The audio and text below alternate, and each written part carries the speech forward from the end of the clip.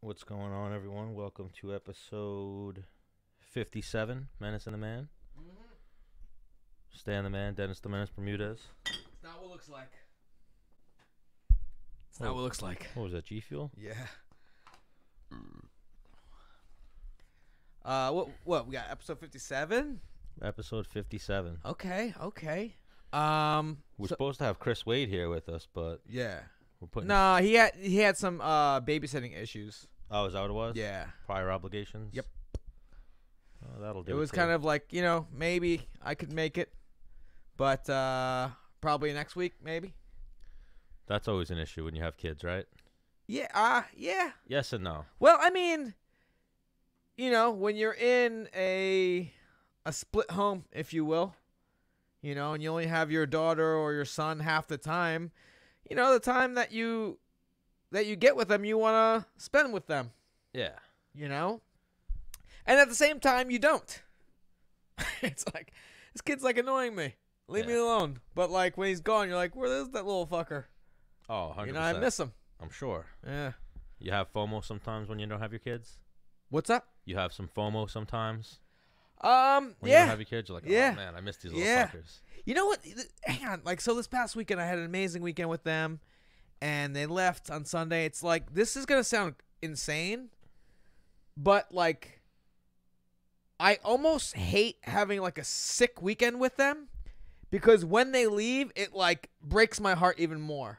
Like, if we don't do anything, like, out of the ordinary, we're just, like, hanging out, just, playing, some video games, or playing with our action figures, whatever, and watch a movie, whatever, at the house.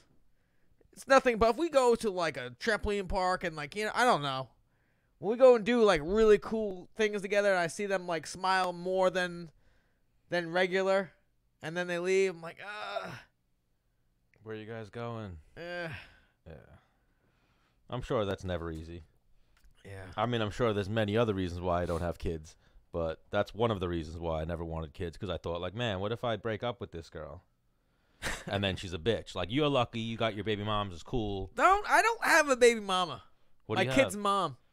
You got a baby mama. No, I call it my children's mom. I have more respect for her and respect for myself. I feel like baby mama's very, like... Well, that's because it rhymes with baby mama drama, and you don't want to go Well, that I have route. none of that. Yeah, you have no All drama.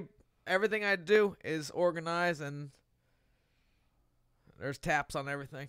Yeah, you got a good situation Yeah. going on there. Yep. But then I've seen other people not being ideal. Yeah, you would, if you had a kid with a woman and it didn't work out, you would be fucked.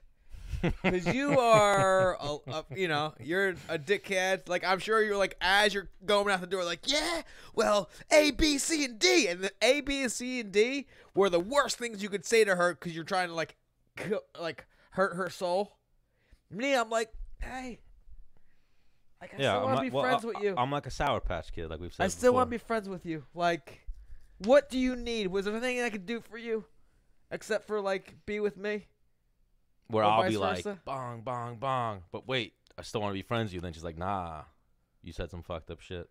Oh, yeah, no. Even if, like, a girl's leaving me, I'm like, hey, whatever you need. But then part of that is, like, we've talked about this. Like, I don't realize when I say fucked up shit sometimes because I don't know what fucked up shit is. Like, it's hard to hurt my feelings type deal. You know what I mean? Yeah. Like, there's not many things that you could say that I would take offense to and be like, oh, man, that fucked me up. Like, that hurt my feelings. There's nothing really. You can say whatever you want about me, and I'm like, oh, all right. It's your opinion. Yeah. Unless you say you're going to kick my ass, and then I'm like, you're not going to kick my fucking ass. That hurts you. Yeah, that's the only time.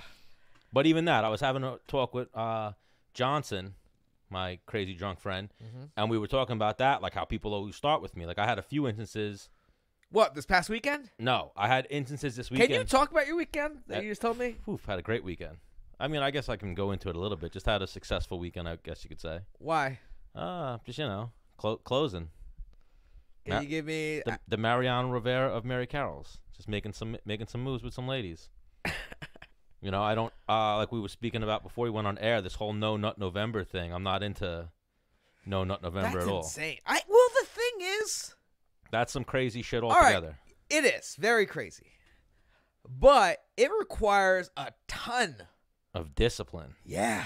Like, you become a fucking Buddhist or a priest if you're gonna go No Nut November. Like, even for a month. Well, no, hang on. Buddhists don't have sex for like years. Yeah, neither do priests. Never have sex. I thought. That's a malarkey.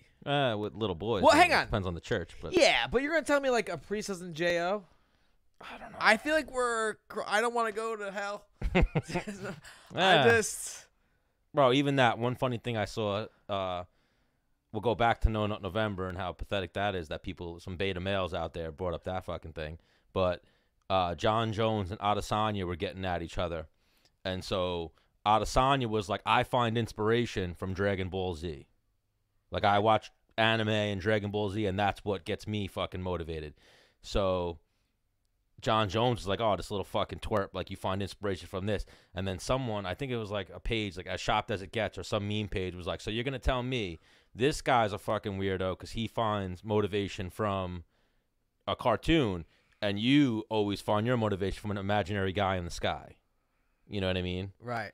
Like, I'm not going to say I'm not religious, but I'm not religious. You know what I mean? Like, I don't know. I've never been touched by an angel or been proven that there's Jesus.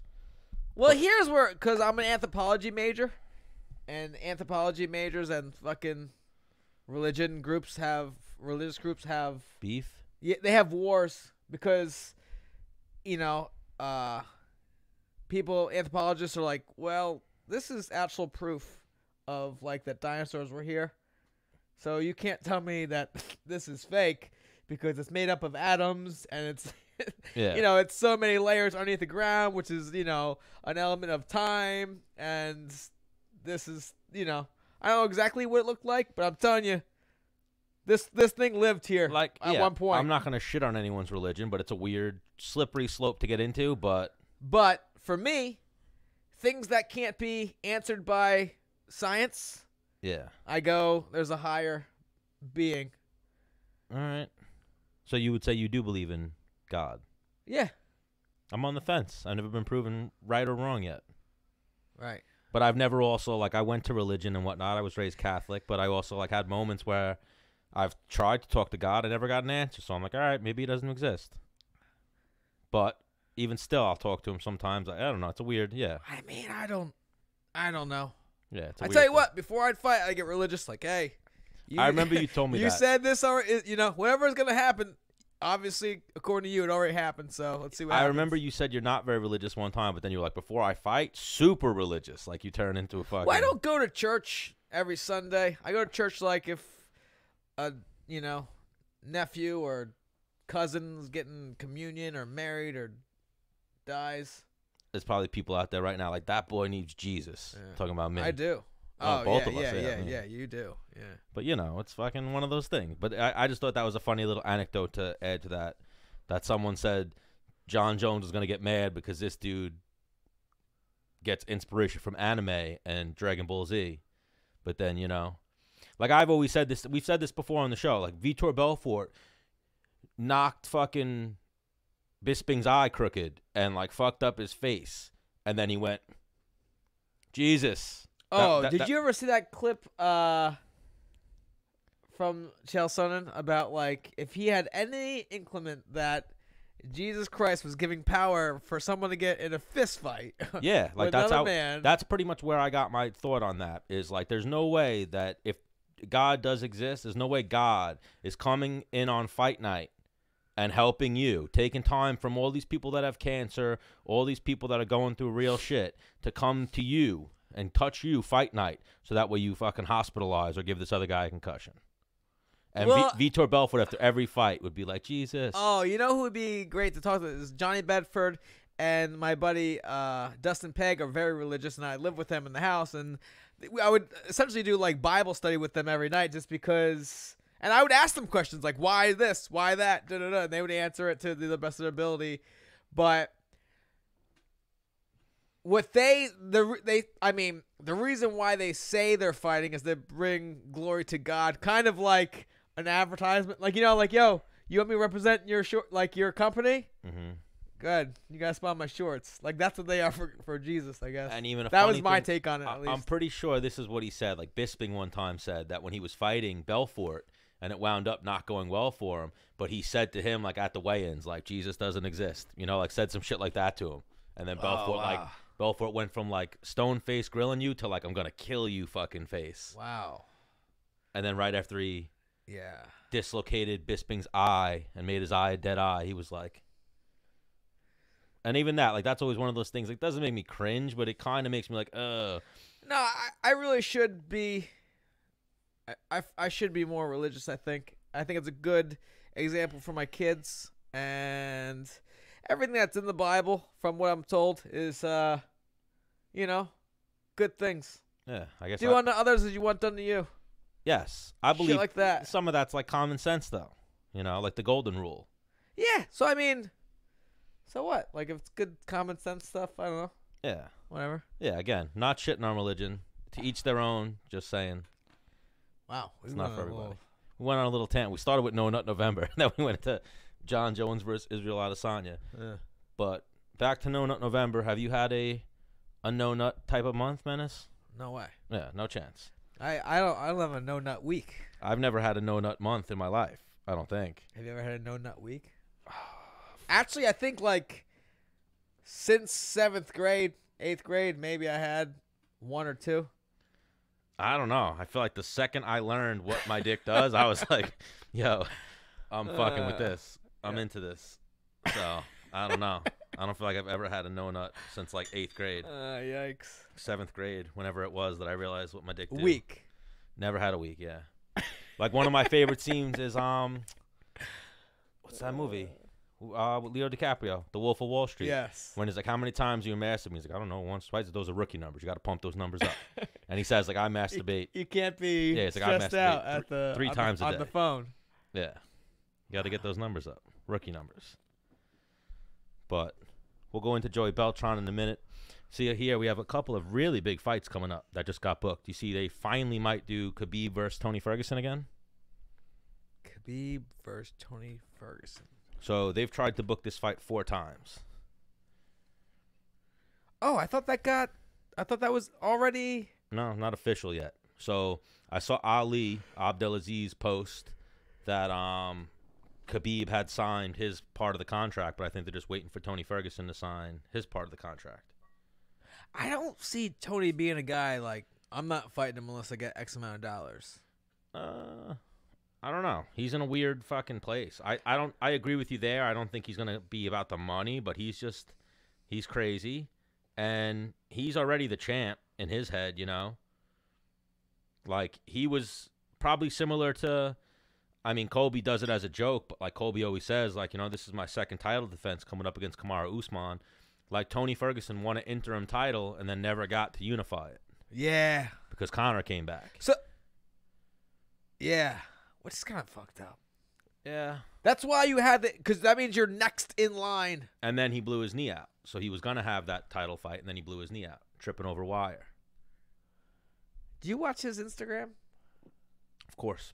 He does some insane things. I've told you. I tried to get him on the show, and he was like, listen, hermano, which is brother in Spanish. I know.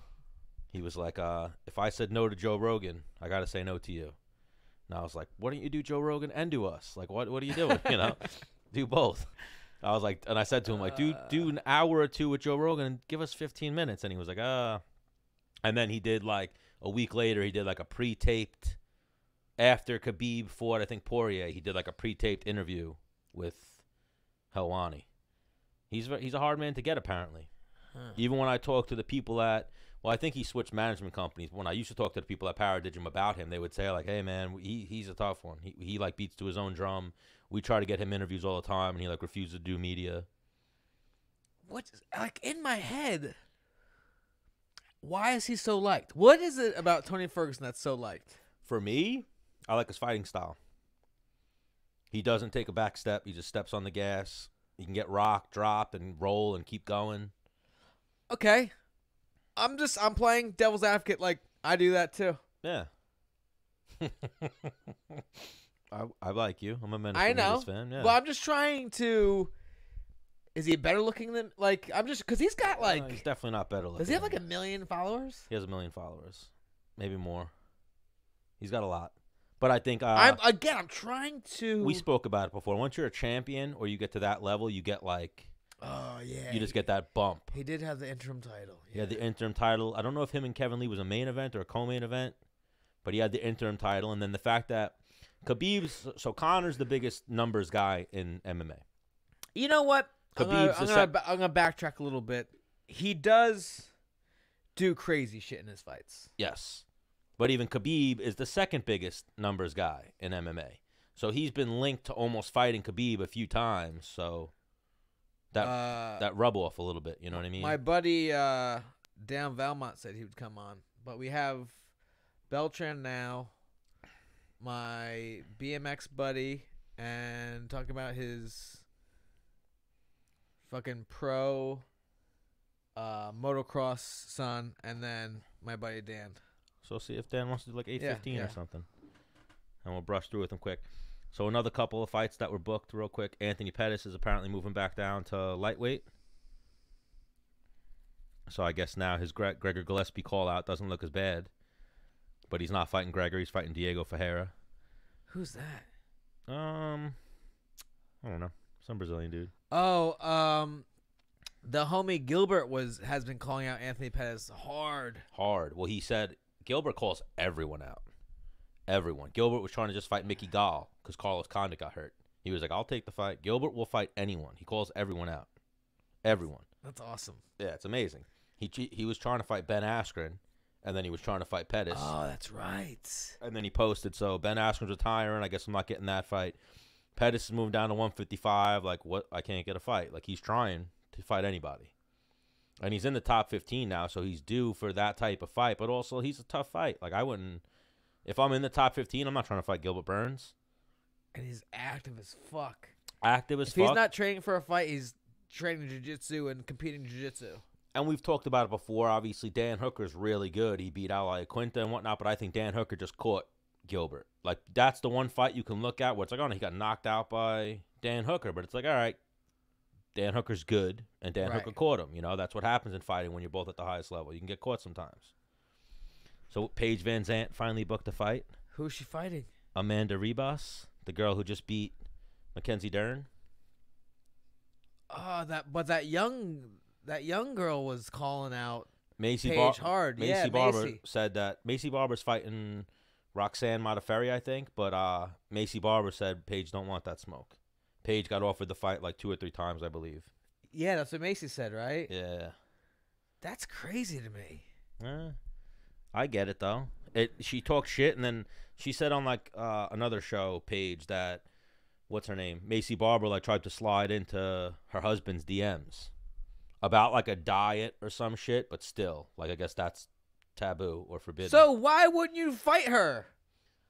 I don't know. That would get. I'd be like, yep, contract now. You talking to my girl? I want to fight you. Yeah, pretty much. No, my man. Or you're putting in like if you were actually a fighter. I'm saying you. If someone, you're saying. Oh yeah, man. yeah. Oh yeah. You were putting on your woman's hat there. I'm saying no. Well, no, I was talking in terms of if I was Paige Van Zandt. Yeah. Okay. You ninny. I'm just checking. And then your boy Andre Feely's got a fight booked. Sodif Youssef. And even back to Khabib Tony, they're going to be at the Barclays in February. I mean, April is what it seems like. No official word yet, but... And then February 8th. So one thing we were also talking about, it seems like Conor McGregor's negotiations didn't go well. Because they were going to do... He was going to be a pay-per-view. Now he's not going to be a pay-per-view. And they don't even have anything announced for that date yet. Well, there's no chance he's fighting if he's not a pay-per-view, right? I guess. I mean, if they're smart, they put him on ESPN and do huge numbers. But I think they need to do pay-per-view because they need to generate the money to pay him. Right. Because he commands such a big salary. But they were going to do January 18th, and now that was going to be UFC 246. But now they just announced UFC 246 is going to be Caitlin versus Valentina, and the main event's going to be our boy Dominic Reyes versus John Jones. Johnny Jones.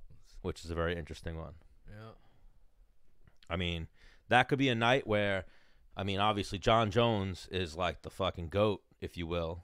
Natural or unnatural, whatever. Don't talk about whatever's in his... How much money... Or what do the odds have to be for you to throw 100 on Dom? Honestly, or Even. You're throwing 100 on Dom. I'd put money on Dom in that fight. 100. At some point. At even numbers? At some point, there has to be someone that comes along and beats the guy. Right. No matter who it is. And it's not like we've seen Dom beat. Because what I'm saying, I mean, me personally, what I'm saying is, like, I hope the numbers are skewed crazy. Mm-hmm. Like an 18-1. I'm hitting Dom. Bang. I don't know about that. I'll probably be like 3-1. But I still love that. He will be an underdog in that fight. I mean, obviously. The question is how much? But yes, he'll be a very live underdog in that fight because he's undefeated. He hasn't lost yet. So I remember one time I talked to you about fighting. And you said when you're about to fight a guy, you don't watch their wins. You watch their losses. Right. And figure out like how they lost those fights and that's like the playbook on how to beat them. Right. Like you don't have that playbook on either one of them yet. Right. Like people could say the Vulcan. Well, I mean, you could watch their closest fight and yeah, like you could watch Vulcan Ozdemir versus Dominic Reyes, but like people even whenever we've had Dom on the show, people comment like, "Yo, he's not undefeated. He lost to Vulcan." That fight was super close. I went back and watched that fight. But ready for this? Vulcan got assassinated by John. No, he got assassinated by DC. He didn't fight John. Oh. But that's also a stylistic matchup. Oh, that's right. You know what I mean? Like styles make fights type of deal. Yes. And like A beats B doesn't always mean you're gonna beat C. Yes. And even him versus Vulcan was 3 rounds. Who knows what would happen in a 5-round fight? Like it was 2-1 somebody after 3 rounds. Dom could have won. I mean, like the Usman, Kobe, Covington like triangle. Yeah. Like there's the one guy that beat Kobe. Usman beat the one guy that beat Usman, right? Yep. Kobe beat. Yeah. Your boy Randy Brown just submitted the guy who beat Colby. You saw that with the triangle? We got to hit him up and get him back on the show as well. Yeah, we do. See if we can get. Last time we talked to him, we talked about getting him in studio with Dre. Yeah. Now would be a pretty good time. Yeah. Maybe like in the next 2 weeks. Yep. And so I just got an alert on my phone that Deontay Wilder and Tyson Fury are going to fight again February 22nd. So that should be a good one. Did you watch the fights this weekend? The boxing fight? Or you don't really watch boxing like that? No. Well, it was Deontay Wilder beat Luis Ortiz. Do you even know who Luis Ortiz is? He's the guy that got smoked by Wilder. He was pushing forward. Wilder took like a step back and just threw the right down the middle. Yeah. But he's also the guy, I forget, was it Joshua? I forget who Luis Ortiz fought and put up a really good fight. Let me just check this real quick. Oh, no, it was Wilder. So he fought Wilder once back in the day, but he lost to Wilder twice now. That's always tough when you lose to somebody twice. Because it's like, where do you go from there? Kind of like Jose Aldo. All right, so let's call them Executioner and see what's going on in his life. He actually hit me up like he wanted to come back on the show because he enjoyed us so much. Well, I mean, we bring something to the table, Stan. This is true. I mean, like if we was an equation of you plus me, it'd probably be like, I don't know, 75 Menace plus 25 Stan to equal Menace and The Man, would you say? Repeat that? I don't know what the fuck you just said. I said if the equation for we being Menace and The Man, the equation would probably be like 75% Menace plus 25% Man to equal we. We being what he enjoyed. And now when I'm hitting him up, ooh, it's saying Jose Beltran. He's not Jose Beltran. Dude, did some random dude hit you up? No. Well, on the interwebs? Jose means Joey, right? What does Jose mean in Spanish? Come on. You're Puerto Rican. I'm a fake one. I don't think anybody knows. What's the address here again? Oh, shit. Can you just... Oh, what? Who do you got coming? 113 Adler Street. Don't say that. No, what do you mean? G Fuel. Yeah. That's not like giving out a phone number. Yeah, I guess. Yeah, mobs of people. If anything, they're gonna come here and buy G Fuel. Yeah, way outside for us. Yeah, if you want to fight, come to 113 Adler Street. Oh, dude! Yo! Oh, my God. If I can find this, it's amazing. Can you go to the interwebs and show this? What do you have? So, remember the chick that came on? Rebecca Starr. Yeah. The dude she used to date. Fuck, let me find this. It's gold. What does he have? Fuck, I gotta find it. Oh. Can you pull this up on, like, so people can see this? Possibly. If you send it to me on Instagram.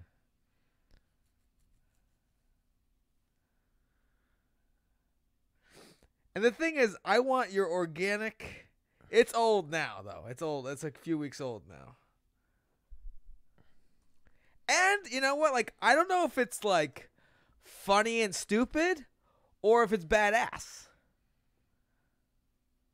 Like, I don't know if I'm laughing at him and like, you're an idiot, this is ridiculous, or if it's like, dude, you are one of the most malicious motherfuckers I've ever come across. All right. Well, let me see. Can you put it up on the... Well, I'm not sure how I get to my messages on here. What? Go into your profile, nigga. I'm into my profile. You gotta, like, approve the... You're not logged in. Are you? I was logged in. Nah, that ain't you, dude. Should I give you the rundown of it and then you can hear the real thing? Yeah. Or you want total surprise?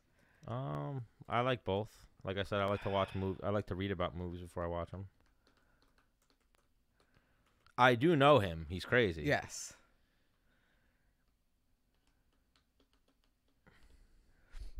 It doesn't say...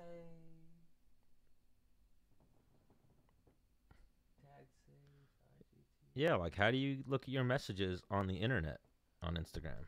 Press that little camera up in the upper left-hand corner. No. This is wild. It is wild. There's got to be... Like, it's easy in your phone. I know. But no. Maybe if you're navigating on what you're doing and, like, putting it on the... For people to see, they can help you find what you got to do. I don't know what that means, what you just said. Like, they might be able to give us direction. Go click your little human there. All right, why don't you just show it to me on your phone at this point?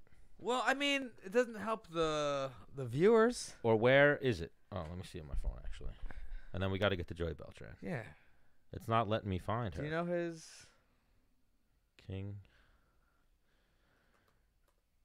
King_Eric Bloodaxe.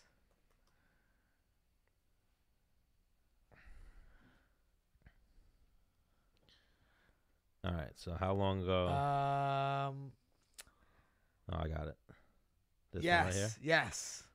Can you display it so people can see it too? Hiya. So I wanted to address something real quick. I'm over here in the UK, fight all over the world. There's some people, some fans, some not. All right, let me get it up there. I don't... Hiya.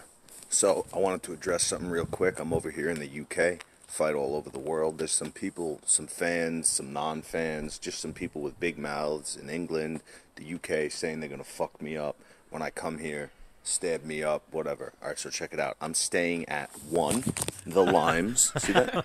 This is my place that I'm staying at, and it's on Daisy Road in Birmingham, and I train at Fitness Factory. So if you got an issue, you can come down here and meet some shit you don't want to meet, motherfucker. Straight like that. The door's unlocked, and I'm room 1. There's people, I guess, in this Airbnb up on the 2nd floor, but I'm room number 1. So you just got to come down here, come right in and knock, and you meet some shit you don't want to meet and get fucking dealt with. Catch fucking issue. All that inbox, all that fucking talking on my posts, nah, Be about it. I'm in England now. I'm all alone. You come down here and meet some shit you don't want to meet. Hiya. Yeah. So I wanted to address something real quick. I'm over here in the UK. Fight all over the world. There's some people, some fans, some non-fans, just some people with big. Well, no, that's amazing. It's both entertaining to me and funny. At the same time, like, I don't know. It's kind of badass, too. No, that kid's a badass. I've known that kid for a minute. He fought in the New York Fight Exchange a few times. Like, he's one of those kids. He doesn't give a fuck. I remember at when I did a kickboxing fight in, like, 2011 or 2010, and he tried to fight Keith Trimble. Oh, no, that didn't go good for him.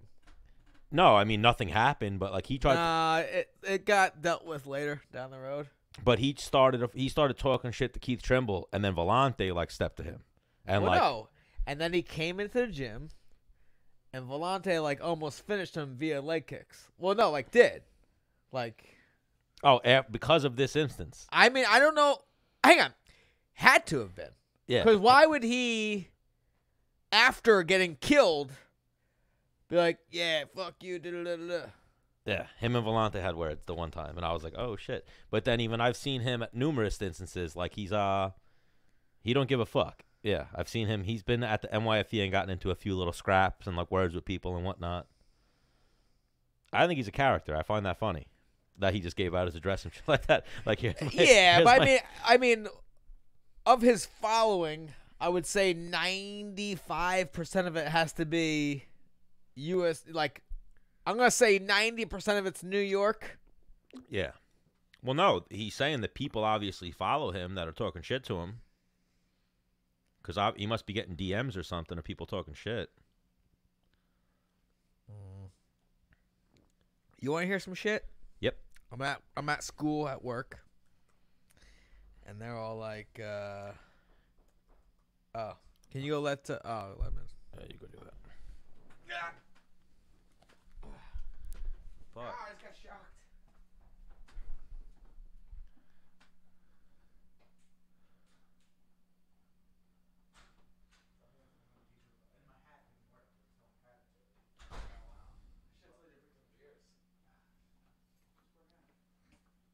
Tried to hold my G Fuel hat up to the thing. It didn't work, dude. Oh, man, beers for you.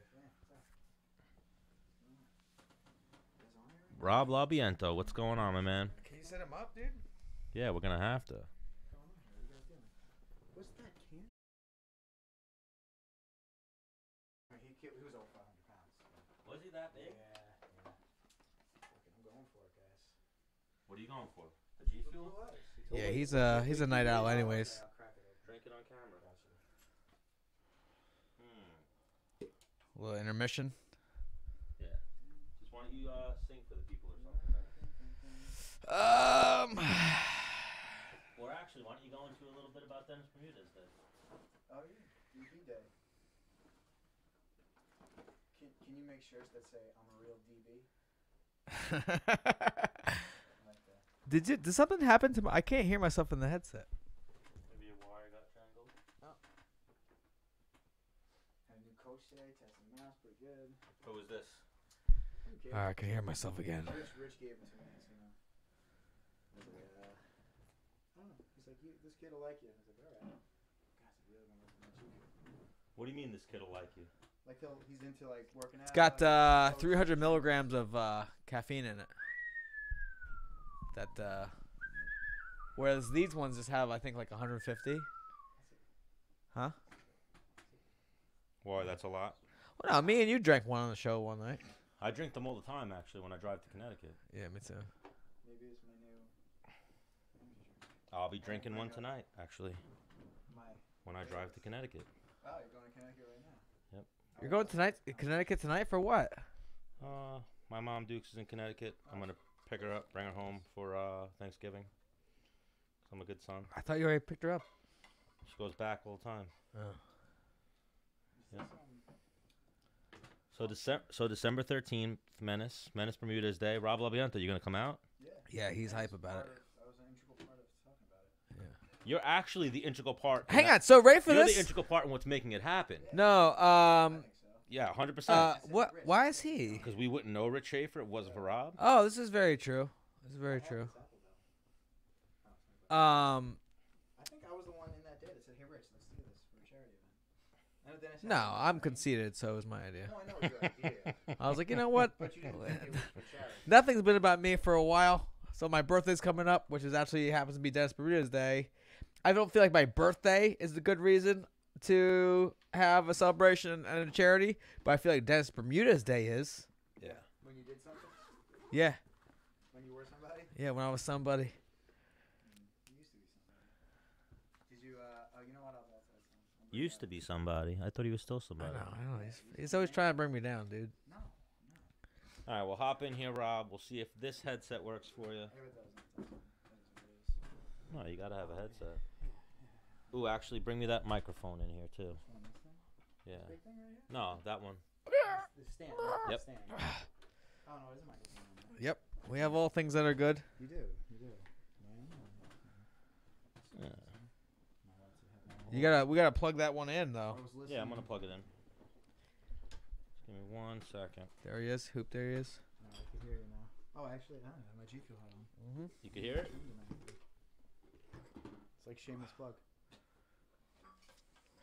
No, he's not. He's got. Oh, okay. I can hear you. Roger. Got a little mic up for him. No, it's not. It's just G Fuel everywhere, huh?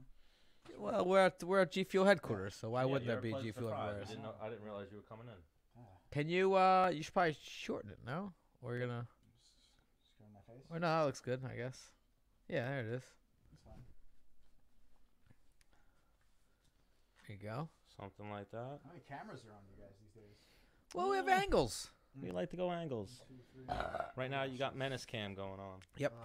We'll call it the Menace and Rob Cam. I like it. I just realized your show name was Dennis and the Man Show. I thought it was Dennis and the Man. Like, It's Menace and the Man. well, yes, sorry, Menace and the Man. Yeah, you silly No, goose. is it Menace and the Man or is it Menace and the Man Show? Menace and the Man Show. Thank you. Yeah. Right. So I think so. Steve, But- you're like you're just like the regular man. You're like Yep. you're like Yep. I didn't know that. Well, that's like I came up with it because Okay. my nickname is Stan the Man, yes. and he's Dennis the Menace. So we were like, oh, let's just call it Menace and the Man. Is Stan is Handsome Rob's mic working? Is it? I don't know. I mean, Nope. Check. Now it Jeez. is. Oh, there oh, there it is. Ah, 'Cause that I was sounds like, so I much hear better. him, but I don't hear him through the headset. I feel. Look at the big brain on Menace. Yep. Not the man. Nope, not me. Yeah. Hectic as fucking here. So I talked to Rich Schaffer today. He wants to come on the show. Ooh. What do you guys want to talk about politics?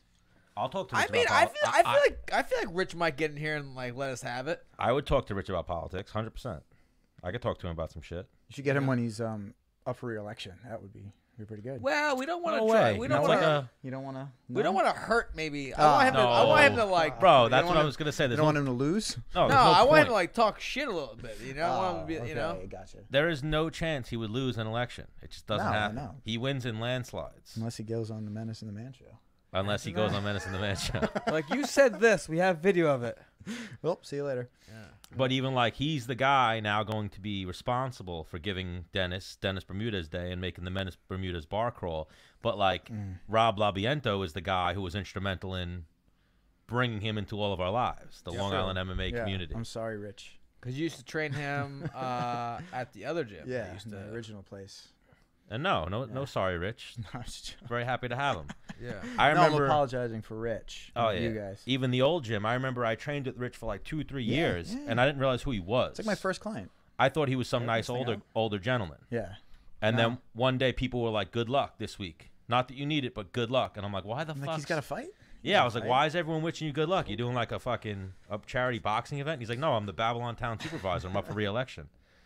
And then I had like, Yeah. I grew up on Long Island and in Lindenhurst, Babylon. So I started having flashes of all the signs that say Rich Schaffer that are everywhere. Yeah. Yeah. And I went, "You're that Rich Schaffer?" And he went, "Yeah." Connections. And I was like, "Oh my God, you're the highest ranking like Democrat In Babylon. in Long Island almost." Well, he really is. Yeah. He's like the town. He's the Suffolk County Democratic chairman, too. Yeah. Crazy. Like I remember John Podesta like calling him, who's like who was like Hillary Clinton's like aide. You know what I mean? He's a very, very high-ranking Democrat. Getting into politics these days. Well, I mean, I didn't know the Man Show gets into politics. Well, I'm political. Can I man. refer to it as the Man Show or no? Yeah, We'll get sued by. Yeah, no, that's what we want to go. Oh, with. okay. Yeah. All right. I thought they already did that though. like Stan wants to do like a lot of man shit. He wants I to like have. the- He wants I to like have that concept. He of wants it. to like have. So like, the Menace and the Man show want to like start promoting our own shows, whether it's jiu-jitsu, kickboxing, MMA, Oh, whatever, okay. and like Stan wants to have like ring girls come in here Okay. and audition for like on the show. for your own fight club Yes. Yep. team union. Even to be our like G Fuel tenders I like to it. service. I'm gonna crack open this new G Fuel in a can. Do it and let us know what you think. I saw is that the new van outside too? Yep. Yeah. So here, give us a great Looks good. all Sounds natural good. opinionated taste test right now. Tastes like blue ice. It's pretty good. I It- think you guys gave me the right flavor. I'm Yeah. sure sour cherry's delicious too. You're saying I like that one the best. I think is the blue raz. So I'm gonna be up all The night. also the sherbet is very good too. Is this gonna give me energy to take care of my child? Yes. My 8-month-old? Oh, 100%. Ah, sick. All right. That's Yeah. I'm just gonna Yeah, drink a few of that- these then. If little Rob's up when you get home, Mm-hmm. you could tell Julia to go to sleep. Got it. Good. All right. I'll take it from here, babe. Got it. Nice. I got G Fuel run through my veins. I'm ready for it. How old's your Alright. kid now? 8.5 months. Yeah. So Phew. give him a little dab of G Fuel. You Yeah. guys will be doing. He'll be doing That's his a first push-up. terrible idea because kids At don't what sleep. age are you like, okay, what, 24 months? After 24 months, you're like, my kid's 2. Two. And 2. Yeah. No, I'm gonna say 1. He's like 1. I guess you're right because you got to do 12, 13 months. What a weird age 13 months is. It's weird. 13 months. You can't say like he's a little over a year old. I mean, I always did. What did you do? What do you do right now? 2. They're 4 and 6. Oh, it's easy. Yeah. Almost. No, 1. but like I would, you know what? I wouldn't say my kid's 18 months. No. I wouldn't do it. I would be like, he's 1.5 I like 1.5. I'm going 1.5 and 2. or 18 months. If Anything over 1 if you're year is- shopping for him, he's 18 months. I'm not taking. I'm not. No, it's That's what I think it is for. Clothes? Shopping reasons. close. Like, how old's your kid? Yeah, he's It's a little over a year. a little over 18 Yeah, months. it's enough. So you're like, I don't know whoa. if it's for shopping reasons or just to tell how old the person is, how old the kid is. Yeah, but you got to do math when you're figuring out. Well, how you old wouldn't your say kid is. 1.5. I'm still trying to remember. Why his- not? His birthday is hard enough to remember. don't know. right now. 18 months paints a better picture for you than 1.5, Stan? Same. No, I'm just Same to saying me. that. All right, I see what you're saying now. I didn't get what you were saying. It's at hard first. enough to remember when they're born. But, like, if that someone gets fucked you a up? gift, if you're like, yo, my kid's, 1.5. he's 19 months. So you're here, I don't want to leave. 19 I don't want to months. leave Joey Beltran hanging. Let's All get right, a few 19 minutes with Joey months. Get him. Beltran. I'd be amazed. Whoa. Amazed if what? If it was some fan who, like, sent. If this was just a random fan? Yeah. Am I allowed to text message while I'm on the show? Yeah, Or you is can that do whatever you professional? want. Yeah, all Just right, don't I'll- JL. Oh, I won't do that. Unless you want to, that's up to you. Do you guys get in trouble for that? I mean, we're on Facebook these days. Yeah. Joey. There he is. Yo, The Bare going Knuckle on, Joey? boxing champ. my guy, can you hear me? What's up? Can you hear us? Can you see us? Yeah. If you go long ways, you can get all of us. No, seriously. Yeah, you know what I mean? Turn the camera and you'll get all 3 of us. I got all 3 of you. Oh, Oh, all right. Joey Beltran, welcome back to Menace and The Man. what's up, bro? What up? What's going on, man? man? Nice to meet you. How are you? This is our Dennis's old strength coach, one of my old coaches he's as still well. my strength coach. Still, yeah. When Dennis makes his comeback. Yeah. Wow. Whoa. Easy. Oh, what? Is that a real thing? Yeah. So my old strength coach, Rob Yeah. Labiento, What's going on, sir? Nice to meet you. Hello. Hey. and now we're joined by Joey Beltran, the Bare Knuckle Fighting heavyweight champion. Yes, sir. What's the mindset going into a bare knuckle fight? Is it different than an MMA fight or a boxing fight? Yeah, absolutely. It's a fucking street fight. I consider myself the world street fighting champion. I like that. Yeah. But yeah, at first, something me and Dennis were saying. Dennis is Puerto Rican, but he's not like a real Puerto Rican. He's just Puerto Rican and like. I'm a fake Puerto Is Rican. that because you Yeah. didn't speak Spanish? Just because my dad's 100% Puerto Rican and he banged my mom. Jose is Joey in Spanish, right? Yeah. Okay, we just needed to land that plane because we didn't realize that. So do you go by? Yeah. Your family calls you Jose? No, no one really. I've always been Joey. My grandpa was Jose, and then my uncle was Uncle Joey also, and then I'm Joey also. Okay. So pretty much not to call you, get you confused with your grandfather is why you took Joey. Because I remember there was this. I mean, that's just what my mom called me. She called me Little Joey, I guess. I don't know. Yeah. Oh, and I just got your text, 7:30 Cali time. No, I apologize. Why? What were you in the middle of? You training right now? You still teaching? I'm teaching class. Oh, we called you in the middle of teaching class? Well, I'm teaching clients, but it's all good. I'll just script them over in 10 minutes. All right. All right. I We'll like your take it. style. We'll take it. I like your style. No, because in second grade there was this kid. His name was DJ LaRue, or his name was Dennis LaRue, and I was Dennis Bermudez. So he switched his name to DJ because of me. Really? Yeah. Was he nervous of you? Well, Were you cooler than him? duh. DJ's pretty cool though. I guess. I don't know. All right. Okay. All right. So again, congrats on the recent win. So you consider yourself the street fighting champion? I mean, yeah, that's what I tell myself. But I mean, honestly, I do. I'm super stoked. Hold on, just 1 second. No, it's just 5 minutes. I'll be right out. Tell my lady. I like that. Yeah, she's cool. Oh my goodness! And your girl fought on the last card as well, right? Fuck yeah. Oh, But I did a really good job of handling that. I mean, my that was definitely something that I went over with my mental coach as far as preparation and dealing with that and everything. Like, just like I kind of knew that was obviously it's a fight, it's a possibility. Like there's a 50-50 chance that she would lose or win. And if she lost, I would have to deal with it the same way as if she won and everybody was happy. Like if she lost, like fuck it. I still have to go out there and fight some big 6'6" guy, 6'5", 260-pound dude. Like, fuck it. The Mental Gotta go do it. Sensei. still working with Caleb, Yeah. right? Absolutely, man. Yes, Caleb's a gem in the sport. One of the good guys. Hell yeah. Menace worked with him a little bit for his last fight. Yeah, he's awesome. He's got some Yeah, good man. stuff. So now, Yeah. going forward, you don't want to fight on the same card as your lady. Never. Yeah, I can't see That that, was a being a good unique one. experience. I mean, you're talking about like just being at home. First of all, somebody who had to cut weight, and then me, I'm a heavyweight, so it's just like two different diet plans, like just two different ways of her way of training, like the workload that she can be under because she's like a 120-pound girl, as opposed to like my big heavyweight ass. Like I'm good. Like 2 sessions. Hour 30 minutes each, I'm good. Like I'm 38, almost 38 years old, man. I don't need to kill myself in the gym anymore like I used to. Like I just think back, I just stupid, man. I just overkill a lot. And a lot of times that's just from the old school like wrestling mentality that is kind of grandfathered into MMA, you know, like more, do more.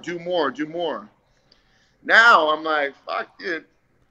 Just a little bit of like just some mitts, some fucking cardio, and I'm straight. Some sparring, some cardio, and I'm straight. That's it. Yeah. Sometimes I would really dumb it down, where like, yo, if I didn't do any training for this fight at all and I just took care of my cardio, I still know how to fucking fight. I'm still fucking that guy up across the cage from me. Like, that's it.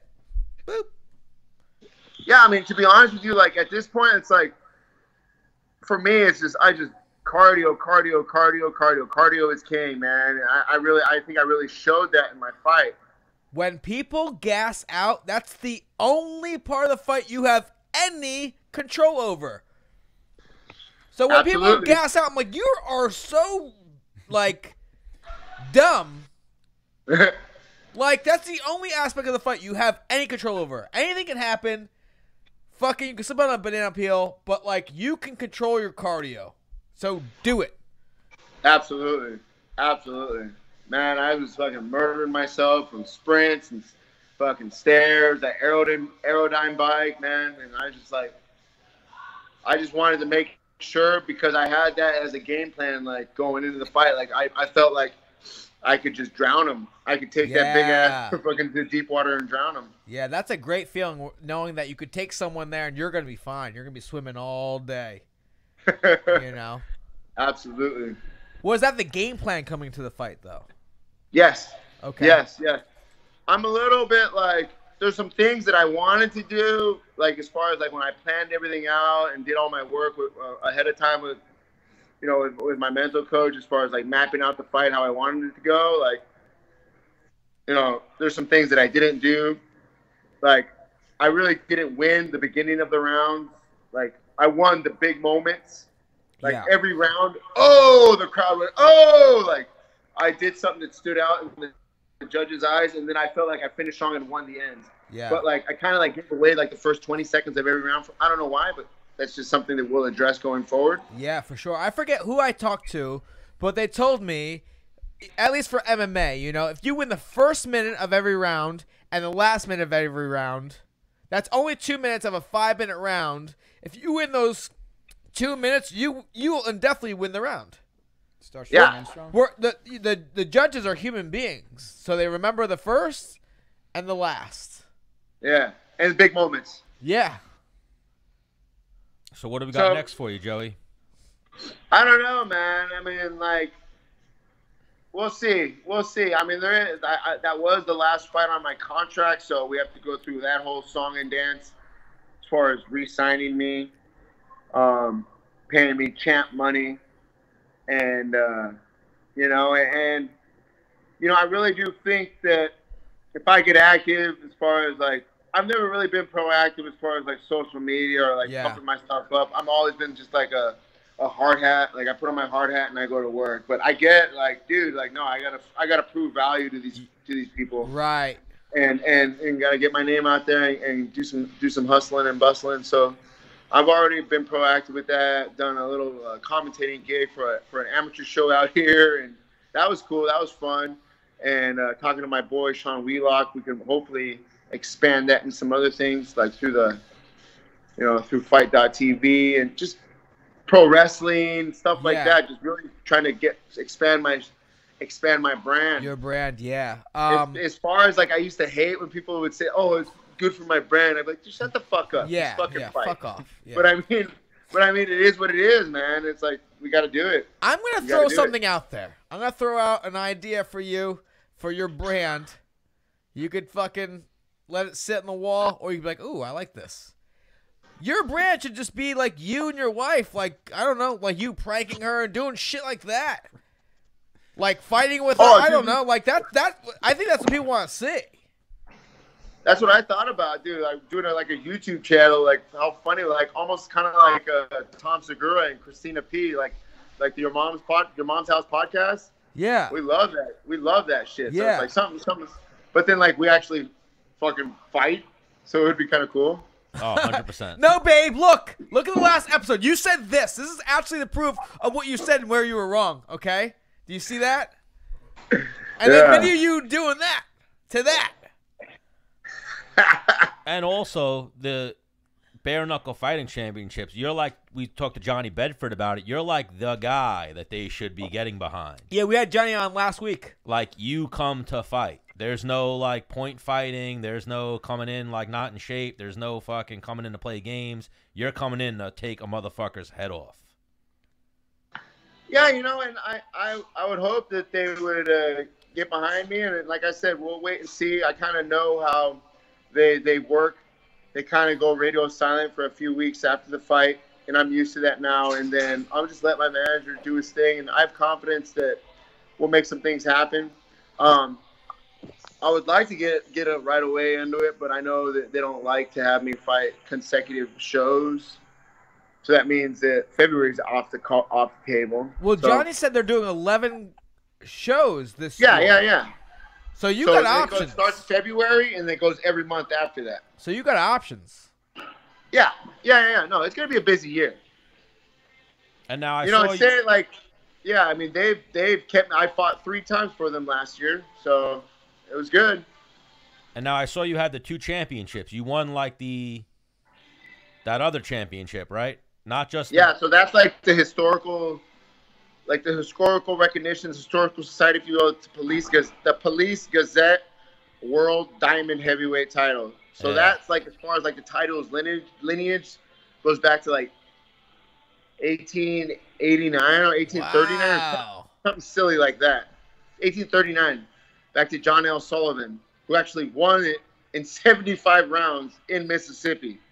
Yeah, Like, That's some real shit. that's like the history belt. Yeah. Yo, So- the bad motherfucker belt really should have been as many rounds as it takes, bare knuckle, but MMA rules. Yeah. Yeah. And not New York. Yeah. Hell yeah. Like we were talking to Johnny Bedford about that when we had him on last week. Like, bare knuckle fighting championships is not coming to New York anytime soon. Nah. We're just not ready for it. Maybe 2027. Yeah. Yeah. You know? Joey Beltran will be the commentator by then for the bare knuckle fighting championships. I know, man. Shit. All right, so we don't want to keep you too long. You doing some privates right now? Yeah. Go you get know. that money, dog. Where, at the UFC Hell yeah. gyms? Yeah, at UFC gym in Oceanside. Yeah, so you've been back there. I remember last time we had you on, you were like on the outs a little bit with them or whatnot. Like you weren't there at the moment. Well, I wasn't there at the moment, yeah, and then I came back. Like, I've been here like a month and a half now, and everything's going great, man. I love it. So where you at, California? Yeah, Oceanside. All right, so if someone wants a private lesson with Joey Beltran, how do they get in contact with you? You can just show up to the UFC gym in Oceanside, California, or you can hit me up on Instagram. Boom. Boom. Boom. Boom. Executioner, right? That's it. It's Joey Beltran _MMA. Okay. All right, Joey. Sorry for the miscommunication in time. Let's do this again in like a week or 2. We'll get you and Ben. Hell yeah, brother. Sounds good. No, I want him and his wife on, dude. Ooh, yeah, I like that. Yeah. Oh, I'll talk to her. All right, so let's set it up right before the holidays. Let's get right before Okay, Christmas. brother. All right. Thank you. You're the man, Joey. We'll talk to you soon. Thanks, man. Nice to meet you. Bye-bye. Oh yeah, we've like totally ignored Rob there. We didn't introduce him or anything. That's okay. Or did we? I'll introduce We myself. did to Joey. We were like, yo, this is Dennis's. Yeah. Yeah, strength coach. It's no big deal. Uriah hit me back. What'd he say? Trying to get him on. What's up, brother? Say you got 15. Rich is listening to you guys. He's ready to go. Rich who? Schaefer's on. He's on the line. Should we call him up? Nah. No. I want Rich in person. Okay.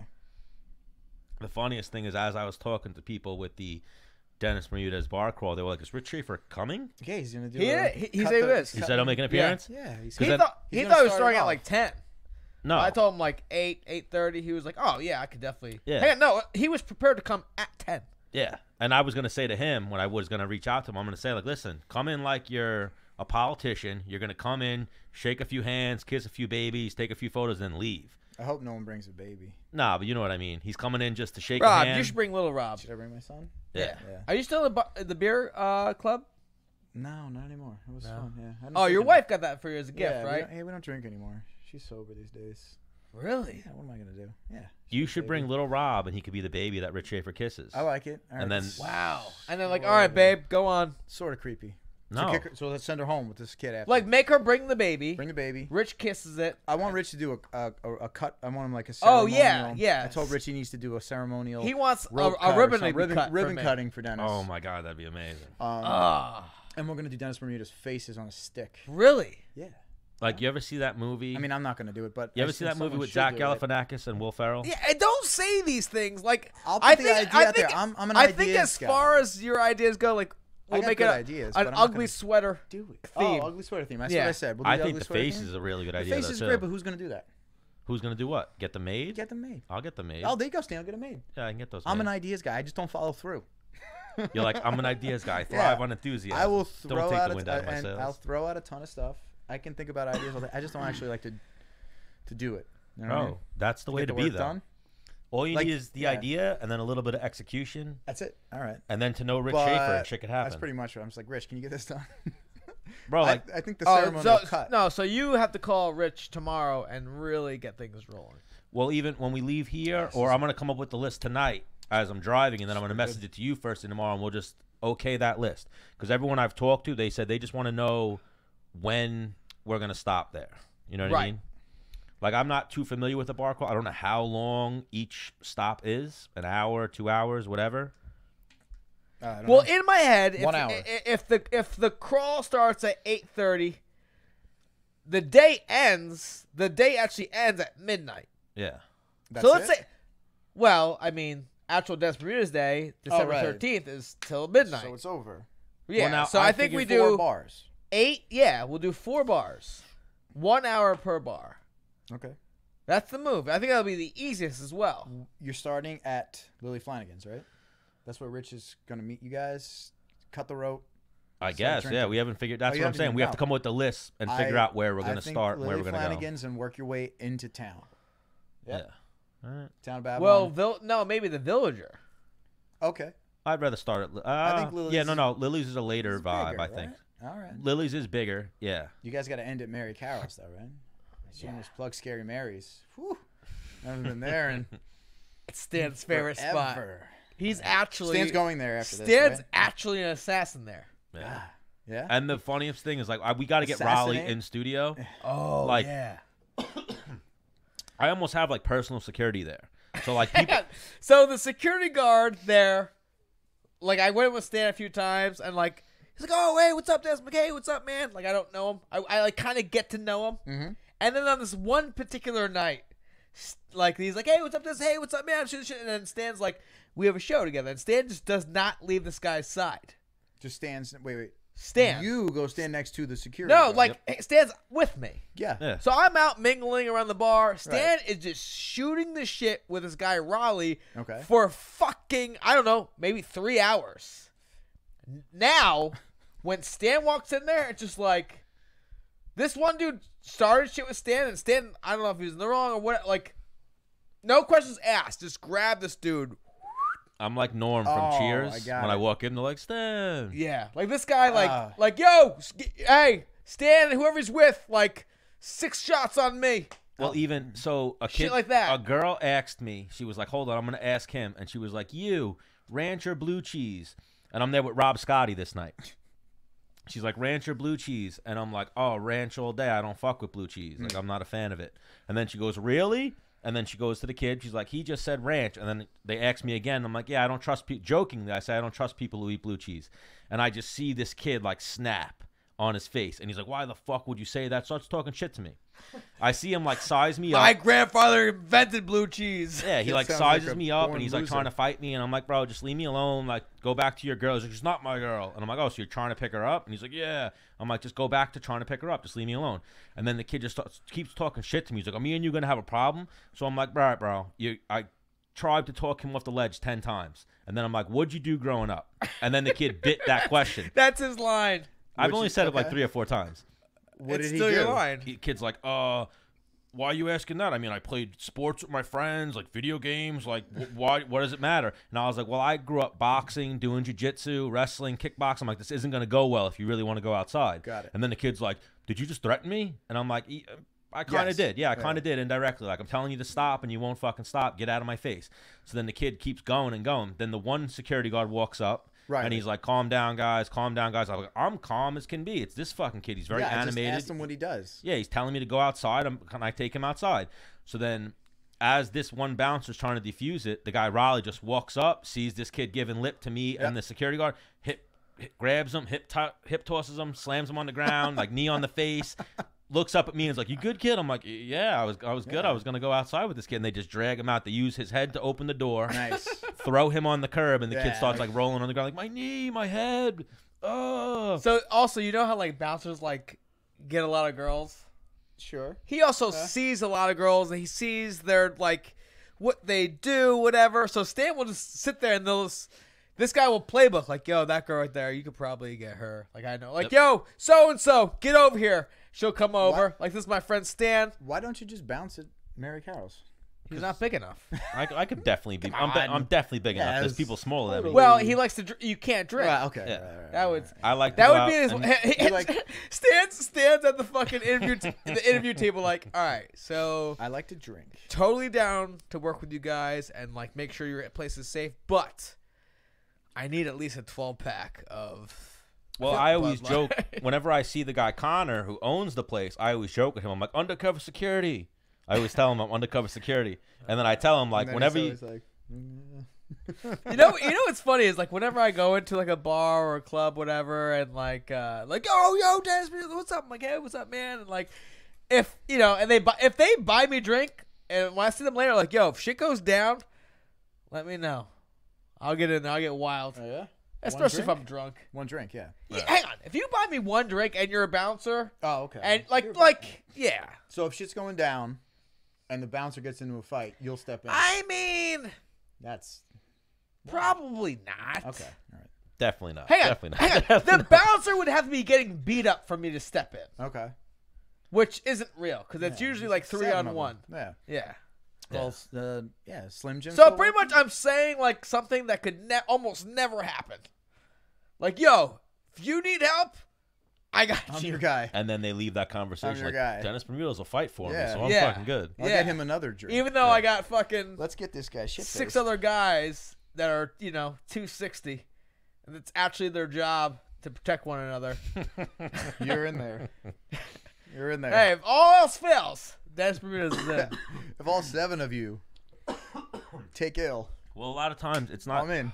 Everyone's not that big at Mary's, No. and It's even end all of the bouncers, night. they're not that big. Raleigh, the guy who we're cool with, like even one night, me and Menace went out, and he's there like dancing, not in his shirt. So we're like, "What the fuck you doing?" Wait. Dennis is dancing at Mary Carol's with No, a shirt on. me and Dennis go there, and the Okay. guy Raleigh, Is- who's our bouncer friend, is Got there ya. dancing but without not his not security. in his regular shirt. He Yeah. doesn't have his usual just having a work good shirt. time. Having a good time. So Having we're a like, good "Yo, time. you're not Having working some tonight?" drinks. And he's like, "Nah, I'm off tonight." We're like, "You're coming with us." And he was like, nah, I shouldn't. Did he? And I was like, nah, you're coming. You're He's coming. like, So where'd you go? Where'd you we bring went to him? Bayshore, Oh, you took him out of his where element. he then, Oh, he knows yo, everyone there. like, hang on. Yeah, he's bouncer. He's 6'8". Oh, okay. Everyone knows him. I witnessed one of the greatest things where I was like, "Raleigh, find me some talent," and he's looking over the whole crowd, and he goes, "Over there, over there." You know what I mean? Get him in. He's the new generation and bouncers at Mary Carol's. Mm. They all know each other. Yeah. Yeah, it's like a little secret club that they're all in. Oh, for sure. Yeah. And a lot of them like all work on like Fire Island together, and yeah, they're not strangers. Ride Dog was in that secret society for a while when we Yeah. were younger. Who? LaFleur? LaFleur. Yeah, he used to was in bounce that at with 'em. the Carriage House. That's where I first met him. They're like a little club. They all go out together. They all know each other. Why? That's where you met him Yeah. when he was bouncing at the Yeah, Carriage House. yeah, Oh, that's yeah. funny. Yeah, that's good. Yeah, him he, and he liked to fight. oh yeah, him and this kid Eric Conroy. Yeah, Eric the was big, there with him. Yeah, like Eric 7-foot was- kid, Yep, 6'7" kid. My cousin punched Eric right in the face one night. It was amazing. It was amazing. Dropped him. Couldn't believe it. Not saying anything about my cousin. He was a loser, but cracked Eric, and the same thing. Like LaFleur's gonna fight you. I'm like, oh, this is gonna be great. I'm like, I am not staying in this, James. You're gonna fight. You're gonna fight Ryan yourself. But yeah, Ryan liked to fight. Yeah, Always. he's got some good street fighting stories, Yeah. some funny ones. Yeah. It was the good old days. Scary Babylon, man. That's where we're starting that bar crawl, huh? Yeah, but We're like, gonna end it at Mary Carol's, man, because they stay open. You're gonna FaceTime this number. I bump into obnoxious people all the time, but like most of the time, like you rarely run into people that actually know how to fight. So I'm not trying to get into a fight with anyone. I think you need to fight. I think we need to get Stan into a street fight on Dennis Bermudez Day, right? Oh, I mean, it might happen. Menace. Hang on. No. I've got like, I don't know, going back a few months, like I would go upstate, come back, and like, yeah, I got in a fight this week. I'm like, Stan, you're fucking you're 34. What do you mean you got into a fist fight? Fist fight. I don't start any of these altercations. Hang I on, get into. he doesn't. Menace has seen it. I've been there where a dude's like, what's so funny? Like me and Stan are laughing, and some You're black like, dude's like, "Stan yo, wants what's to so funny? fight." And Stan's like, no, I'm talking to my friend. I'm not talking He's to like, you. yeah. And I was like, because the thing is, Stan would come, I'd come back and Stan would tell me he got in a fist fight. I'm like, Stan, like, no, you're a piece of shit. You're gonna tell me like you're lying to me, telling me that you had no Part in starting this fight. Right. And then I watched this happen. This dude, like, where I had to get in and like be like, hey man, no, just kidding. We're gonna go over here. Joking. Totally, like, sorry if you got offended. I'll buy you a drink. But Stan's not going that route to get out of a fight. Stan's not buying any dude a drink to get out of a fight. When is the last fist fight you've been in? Me? I don't know. Yeah. 6 months ago? 6 months ago. Okay. No, probably like Summer? 2 months ago. 2 months ago. Oh, yeah. Where? 2 months ago, maybe. Where was it? Babylon. Fucking Babylon, man. But That's where you want this bar crawl? It's gonna be in. Bro, even when I was dressed as SpongeBob, I almost got into a fight. Yeah. I went out. Halloween? Bro, I went After out. the Menace's the night. Halloween bash? No, the night. No, we did a show. We did a show on a Tuesday. And you wore the same costume. No, it was Wednesday. What was it? Tuesday? Doesn't matter. It was like It's a the day. night. It was a Tuesday. Whatever. It was a Tuesday. No, I didn't go out that night. Oh, hang on, because I had my Halloween party the Friday before. Halloween. No, you went after Halloween. I went The no, weekend no. after Halloween. You had your party on a Saturday. No. So Halloween was on a Thursday. Let's get that to the weekend, fight. that Let's get to the weekend, you fight. went out as Okay. SpongeBob. Yes. Fight. Yeah. Let me get the fight. Let's No, see. Went after out? your party, Oh, I went out wow. as SpongeBob. Right, you went out as SpongeBob twice. You guys just argue Yeah. with each other on this? Yeah, Come on. all the time. Who cares? So I went I out want to know about the fight. after Menace's party. I Right. went out as Yeah, SpongeBob, I know you said you were going out. and I was the only person in costume. Oh, because it wasn't Halloween. It was. I mean, so you looked like a weirdo. I Right. look like a fucking idiot. in Yeah. a big He was SpongeBob pulling costume. girls though. No, You were, I pulled because yeah. you were peacocking. You're like, no one else had a fucking costume. Bro. Well, let's be clear. I was shopping in Target. Had to do my dad routine with it's pajamas. You were wearing pajamas. Yes. So Oh, you saw I my saw them in costume? Target. I saw Stan's costume. It wasn't a Cheapo. costume. It was pajamas. So they probably saw Stan. Right, look at this loser. It's fucked up. He probably Yeah. watches fucking Yeah, Dragon whatever. Ball Z. So that's probably why they started with you. So how did the fight occur? Were you hitting on someone's girlfriend No, I was Okay. leaving Okay. with Yeah, he my was taking lady a piss friend, in the corner. and I was taking a piss outside. in the corner? What bar were you at? Let's set the I scene. left Mary Carroll's, and I'm course it taking a was piss, Mary's. and I We're like some taking a piss between the Swell Taco and by the Jeez. dumpster. By I was the like, yo, I'm dumpster. gonna take a piss real quick. Okay. So I have to like unzip Yeah. and like do some maneuvering to Yeah, get. because it only goes to belly get his button. hog Yeah. out. Yeah, because the pajamas only go belly button, so it was So weird. I start pissing, and Yeah. 2 guys and 2 girls walk out of Mary Carroll's, and the one guy walks past, the one girl walks past, It the says one girl nice walks dick. past, and then this one kid thought, "Oh, I'm gonna push this kid," and then take off running. Man, that's fucked up. Yeah, So he pushed me and took off running. and you did your junk hit? No, The guy- I okay. peed good. I'm You still were done. peeing, Oh. and I'm just like, 'Cause, oh like, my! I'm like, who pushed me? I'm oof, thinking it's one of my yeah. friends. I turn and Yeah. see it's You not fucks, no one I yeah. know, and he's running. So I'm like, all right. I finished peeing. I zip myself back Did you up. chase him? I didn't chase him. I speed walked because I can't run anymore. But I speed walked, And you're in pajamas. and him and his friends are like, him and the girls like getting back into Uber. And I'm like, bro, watch who you push. Like, don't Okay. fucking push random people. Like, you don't know who you like, Yeah. what you're doing. Blah blah blah. What do you do? And then the kid goes, bro. And then the kid goes, "What are you gonna do? Fight me in a SpongeBob costume?" And I'm like, that's "Bro, awesome. I'm gonna fuck you up in a SpongeBob That's costume." I like that line. It's a And good then the line. kid went like, "Oh shit!" And then This his is boy gonna came happen. over Yeah. and was like, "Yo, relax, relax. He's drunk. He's a fucking idiot." And I'm like, "Yeah, he is a fucking idiot. Like, don't push anyone. Don't push random people. Like, you don't know Yeah. what the fuck's gonna come of that. Don't fucking touch me." And then a kid was like, he didn't get within arm's reach. I was just gonna hit him, and then Yeah. his boy was like, "Just I'm sorry," and starts pulling away. And then his loudmouth girlfriend started Starts talking like, "You fucking chirping. loser in a SpongeBob costume." Yeah, well, all right, that's pretty good. then you went Pretty and good. smashed in a SpongeBob costume. Not in the SpongeBob costume, but You took it off. yeah. I took Well, there it was off. nothing on underneath. 'Cause it's Nothing hot on in that underneath. thing. Yeah. That's awesome. I thought the kid pushed you and like your junk can hit. That's gross. Like it Well, hits the dumpster. hang on. Well, I don't. Oh, I don't God, care. no. No, I don't. Hang on. If I'm taking a piss and You're vulnerable. nobody I know, You're vulnerable. Your balls hang are on. out. If nobody I know pushes me, it's on. Yeah, Like you- I see that. It was on. Yeah. It's on. You were ready. I was going Like, to kill him. What's Yeah. that? What's that? The step right below spitting on somebody Yeah, Pretty much, yeah.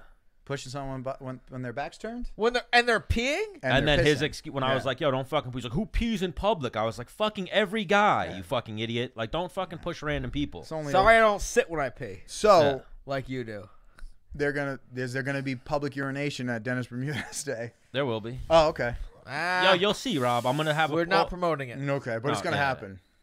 always try to tell people, like, listen, I don't want to fight you. I only It's get Friday the 13th. Oh, It it is. I only get to that point where I actually get into a fight with someone when they won't let it go. Right. Like, they size me up. Right, I guess right, I'm right. chubby now. I'm not in shape. They look at me and they go, They think you're an easy target these 100%. days, man. Well, they do. I see it. Yeah, an easy and in a SpongeBob uniform. Yeah. Yeesh.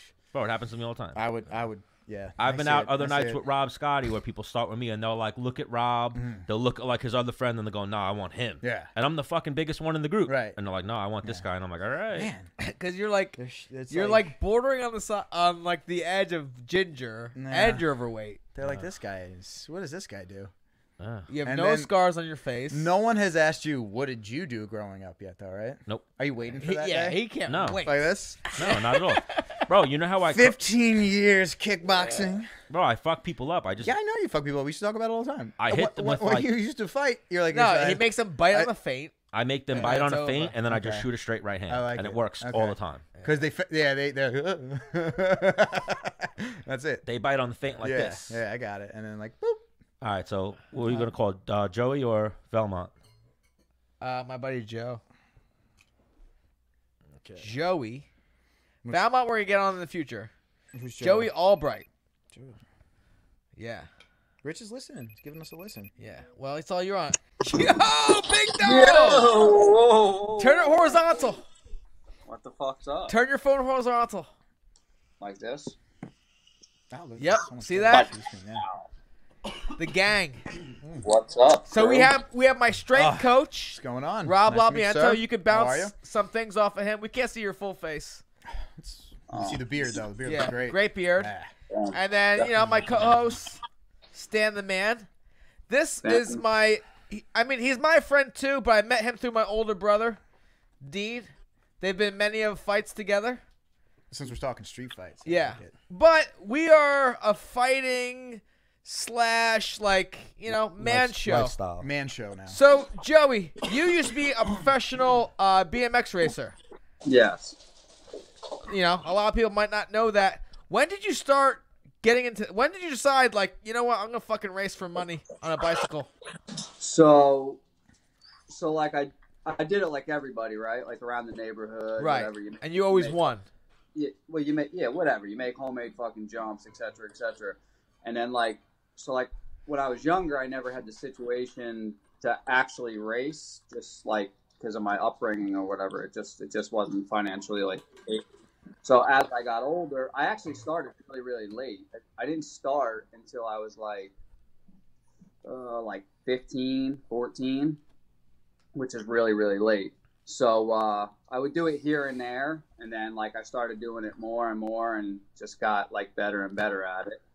And but I honestly like I was kind of like a shit show. I didn't take it serious until I got older, just because I was such a fuck up just in general in life. Yeah. So So you were, would you say you were born in like, not the ghetto of Saugerties, but like the rougher neck of the woods in Saugerties? yeah, like I mean, I was like in Mount Marion, which is I guess that's what they used to call it. But it was just a neighborhood that just like stuck together, right? Like if you came into our neighborhood and you had if someone came in and they had a problem with Dennis, well, they had a problem with everybody, and that's just we were a real tight group because all of us grew up. I mean, Dennis, like we were all.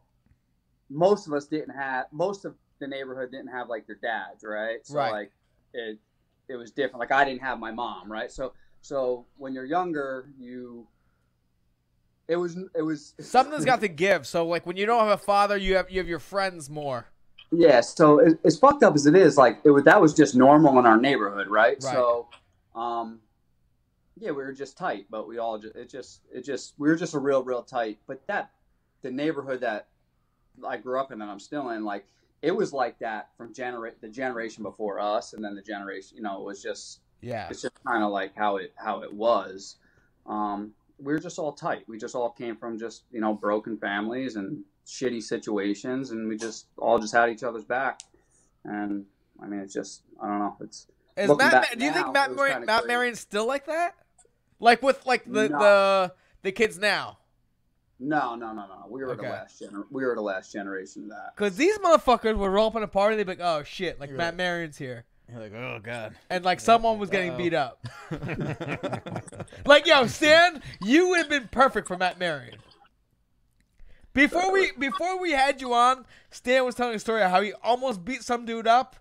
All right, Joey, you're wearing a SpongeBob pajamas, right? Are they like the It's the Lindy week. crew, Stan? It's the week The what? before The Lindy Halloween, crew, basically, right? Yeah. right? Yeah. You're taking a Lindy piss guys outside are a here. bar.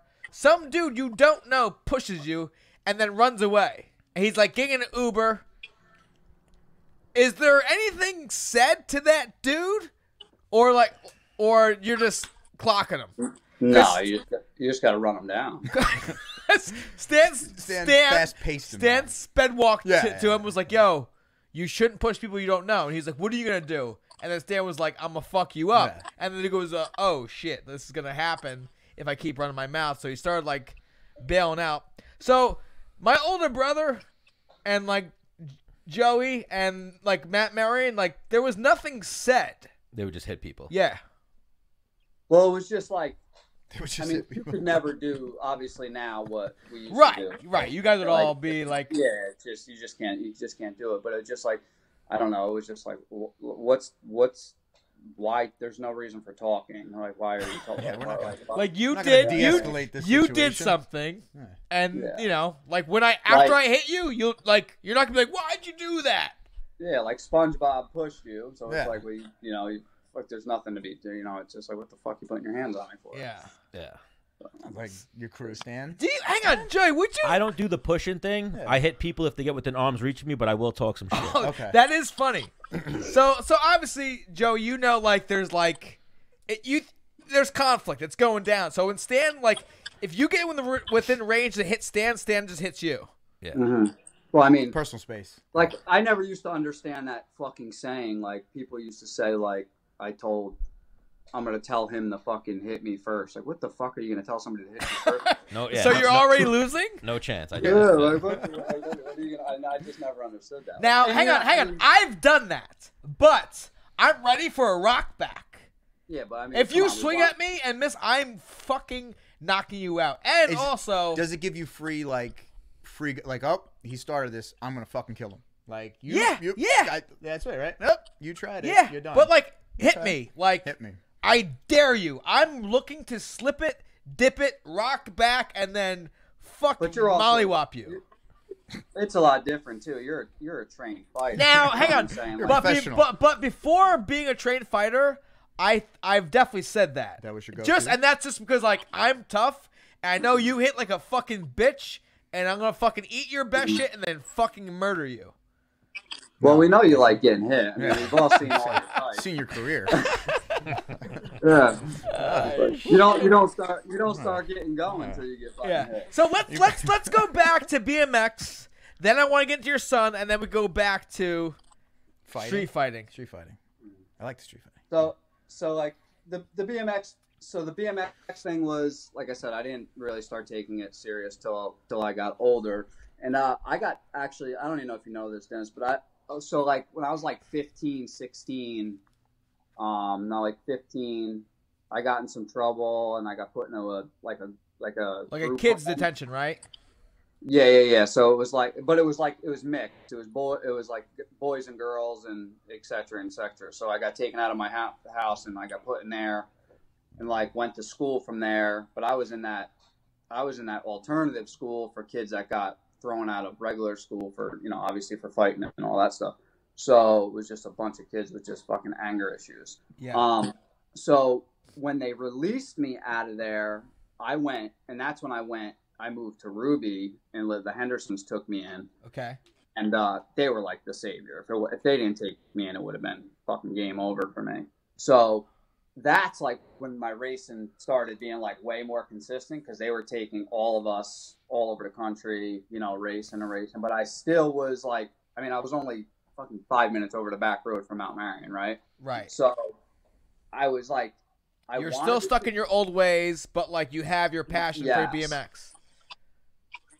So it was like this. Like, I loved these guys that I grew up with. Like, I loved everything about like what we were doing on the streets and all that. But like, I loved BMX so much.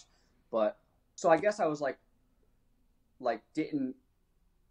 didn't think, now that I look at it, like maybe like I thought it would be like weak, right? Like I'd be weak if I like picked BMX over them and like having their back and all that, and you know, just would look like a sellout. So right? real quick, I want to pause you right here. I want to go somewhere that, because like for me it was wrestling. Like wrestling was, I took wrestling over pussy. I took wrestling over my boys, like over food. Like wrestling was my like shit. Mm-hmm. Now, do you think it's because we had success in this that we're like, man, if we just go a little bit further in sacrifice, we could do even better? Or do you, like, I don't know. I'm trying to think of like something to put kids towards so they like fuck bad friends, fuck girls, like to zone in on these things that are going to be beneficial to their life. Does that make sense? I'm trying to think of like, because I saw what you're saying and I've been, you know, through it, and like I don't think you guys have been in like a situation of something you, like I know Rob fucking loves surfing and loves snowboarding, but like he never competed in them. Like what stopped you from trying to compete in those things? Like money, time? Yeah. Well, you feel like what pushes certain people to the edge of like, I'm going to commit 100% to BMX and I want to, you know, be the best at this. Like where does it go between being like a, you know, an amateur to, well, you're still an amateur, right? Because you're still pushing this. You're still an amateur at the time. Yeah. Like, where he's at. Yeah. I'm gonna go 100. I think it's risk. I think it's like, am I gonna? Well, actually the thing is, I think it has to be instilled. Like when he said 15, 16, when you're still like a child, if you will. You know what I mean? Like your balls dropped.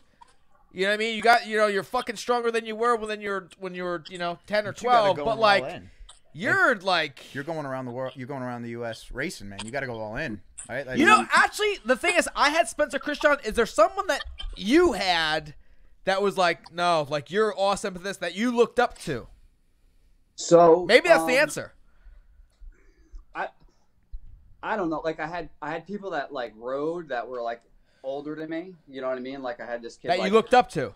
Yeah, his name was Lou Delfino. He actually still rides to this day, and he was like, he was like when you rode with him. So I was always intimidated riding with him, right? Because he was so smooth, he was so good. I mean, I guess it's like anything. I'm sure when you guys go to the ring and spar with someone that's so good, you're like, you're when you first start, right? You're watching him, and fuck, man, they're so good. You know, too much respect that you're like, I can't win. Yeah, but Lou was, even to the day that I stopped, like, BMXing and all that, he was that guy that was like, he would see what you did wrong and he would just help. He would take his own time from riding just to help you. I feel like BMX is, it's one of those extreme sports like snowboarding, skateboarding, like we're like, it's a culture where you see someone that has potential, you're like, man, I want to fucking help this dude. And with I want nothing back but just, gnarly, dude. Yeah, no, this dude is like, he was just one of those, and not just with me, with like anybody he rode with, he just his knowledge, like, stop pedaling here, pedal here, or, do this. He was just like that. But it was, I would say, like, I really, really looked up to him, and like his style was just it was just flawless. You know what I mean? Like literally riding with him till the day that I stopped, like actually riding BMX and stuff, and was still riding with him. Like I would still watch him and try to like, you know what I mean? Try to do what he's doing. Like, and that was in my 30s. You know what I'm saying? Yeah. Like, late 20s, early 30s. So when did you hang up the, what we call it, the shoes? Yeah, so I haven't raced since I forget. So what is that called when you retire from racing? You're hanging up the shoes? That's what it is? Because they clip pedals? Or the pedals? They don't. Hanging up the bike? I don't think there's anything in there. Yeah. Putting the bike, hang it up. Putting the bike up for at the garage sale. Sell the bike. So I had that really bad wreck so I won the title in 2000. I could be off like a year, like by the exact year, just because of how the BMX schedule goes. So I think 2012 I won that title, and then the following year I was going to go to the World Championships in Holland, and I think 2 months before it, I don't know if you remember this, when I had that really, really bad crash. Yeah. and I had bleeding on the brain. I broke my back, my elbow, I just mangled myself. That's what stops me from the extreme stuff. That's it. I think there you go, Dan. That's it. Every one of these guys in the culture with you guys, BMX, skateboarding, surfing, snowboarding, you got to be willing to be like, could break my back. It's called, and we'll get into it when we talk about his son. It's riding on the edge. Mm-hmm. Yeah, it is. And then but even when I crashed so hard that I tried to, my first instinct was try to get up. So I got up, I was just speed wobbled out, right? And puking in my helmet, and then everything went snow white, literally snow white. I can't even. There's no. Can you take us there's video of it? No. Yeah, there's a video of it. Can you tell us what speeds are you hitting in a BMX race? So, I mean, it all depends on the track. If it's more of a downhill track or a flatter track, right? Just give us a generic. So I would say 30. Yeah, 25. Yeah, okay, yeah, about that. And you have a thinner helmet than a motocross helmet, but full shield. Full face helmet, DOT approved. You're clipped into your pedals. Yeah. Which, at those speeds, putting your leg down isn't really doing shit. No, and we're so experienced. We ran those clip pedal for so long, we can get out of them really, really, really fast. So where you could kind of toss the bike. Yeah, you can get out of them quick. We've all ate shit so many times. Right. Especially at that level. We just know how to eat shit. Right. And obviously, at that time, I didn't eat. So can you run us back through what happened in that accident? So get graphic with it too. I had been doing I had been doing this line. It was so it was the last straightaway. It was a rhythm section, and I was doing. So it was basically the easiest way to describe it. It was kind of 4 obstacles, right? So I was jumping and landing on my back wheel and manualing through the last 2. Right. So because that rhythm section is small bumps, right? Little moguls that consistent. Whack. Exactly.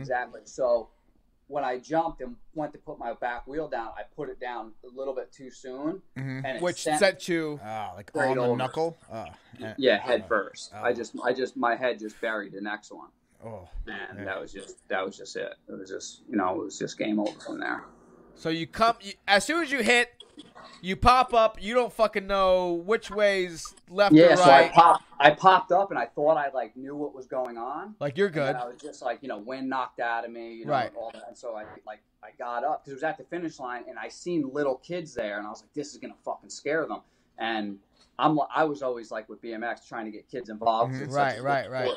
And it was a practice night, so people on practice nights, people can come there for their first time, right? And it's the finish line was kind of by the concession stand. All the parents and shit are hanging out, so it's you don't want to scare you. The first, you know what I'm saying? A generation of BMX kids. Yeah, I jumped up and just folded, man. It was I speed wobbled and just wobbled, and then I just dropped, and like I said, when everything got white.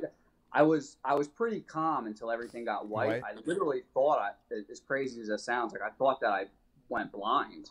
Really? So it realistically was probably for maybe 5 to 10 seconds, but in all honesty, it felt like it was 10 minutes. So Handsome Beautiful Rob is he was going to be a doctor before. He's I want to train athletes. Yeah.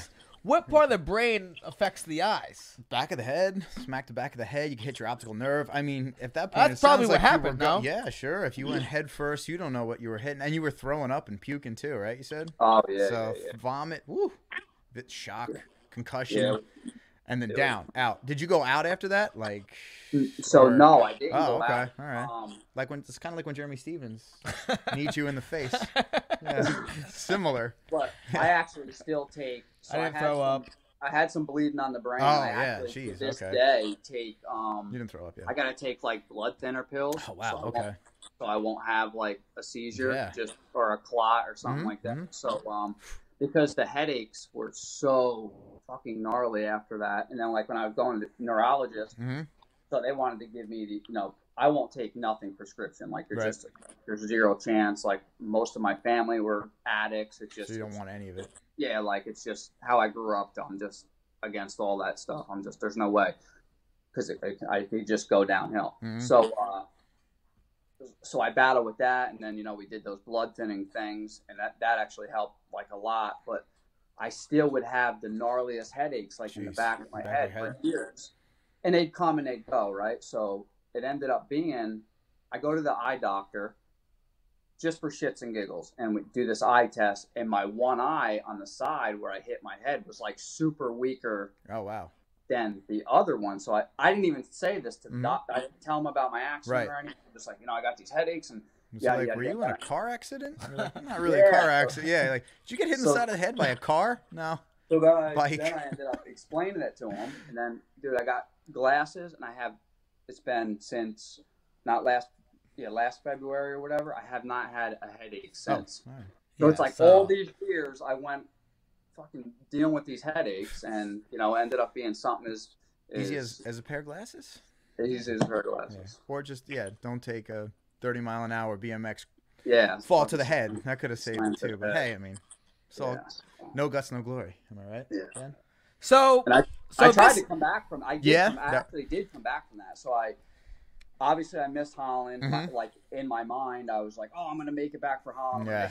For Holland. And right. Like, I don't know what I was thinking, but reality is I didn't all make it back competitors have that mindset. Get right back on. Yeah. So I ended up coming back to the finals, which is Thanksgiving week. It's actually coming up soon. I went to the Grand Nationals, which is basically the Super Bowl for BMX, mm-hmm. and that was my first race back. And I killed it, man. Like, I made the main. I think I got third overall. It was that was 2 months after. No, it was. So this happened in July, and the Grands were in November. October, November. So 4 months after. It was pretty. It was pretty crazy. So but So real quick, the Michael Jordan of BMX, can he live off that income?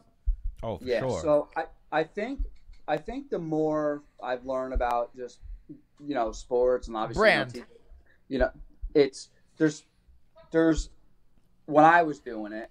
There was probably 5 of the top, the Michael Jordans, right. that were above me, obviously, that were making a living, right? Now, if I had to guess, and I could be totally wrong about this, but the sport definitely hasn't progressed any, like with outside sponsors mm-hmm. and purse money and all that stuff. So I would say, 3 to 5. And it's an Olympic sport now. It's right. harder. It's harder than it's ever been. Yeah. And these guys are literally sacrificing their lives, their health, everything it's for the top of the top. So picture the Michael Jordans of BMX. And like this weekend, they'll probably have 50 to whatever it is, elite pros. And this weekend it might be a little bit different because it's the final, so it might be more. But at a regular national, and this is people from all over the country, and only 8 people make it to the final, right? So you got to go through all that qualifying. So if 50 people show up, or 100 people show up, the win, which is so goddamn hard to do, is $1,000. That's insane. That's ridiculous. Well, now That's who crazy. are the big names? Who are the big names in BMX? Like I'm thinking of like TJ Lavin, I know of. Matt Hoffman. Those are all his boys. So those guys were dirt jumpers. So they made money, right? Those dirt jumper guys, they made loot in the day.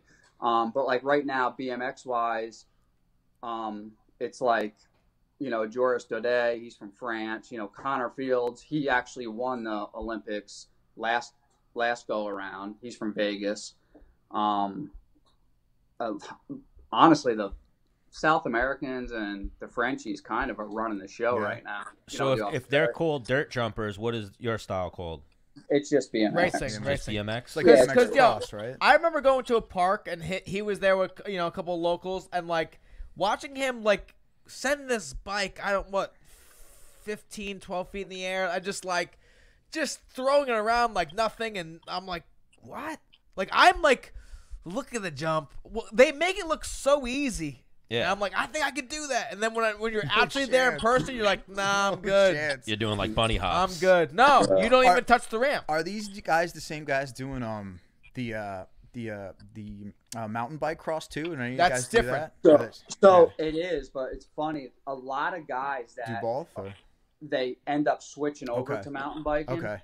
Is there more money in mountain biking? I don't know how that works. This is the problem with because you're like I don't know. Let's say you were, what, 7 years younger? You would be in mountain biking now.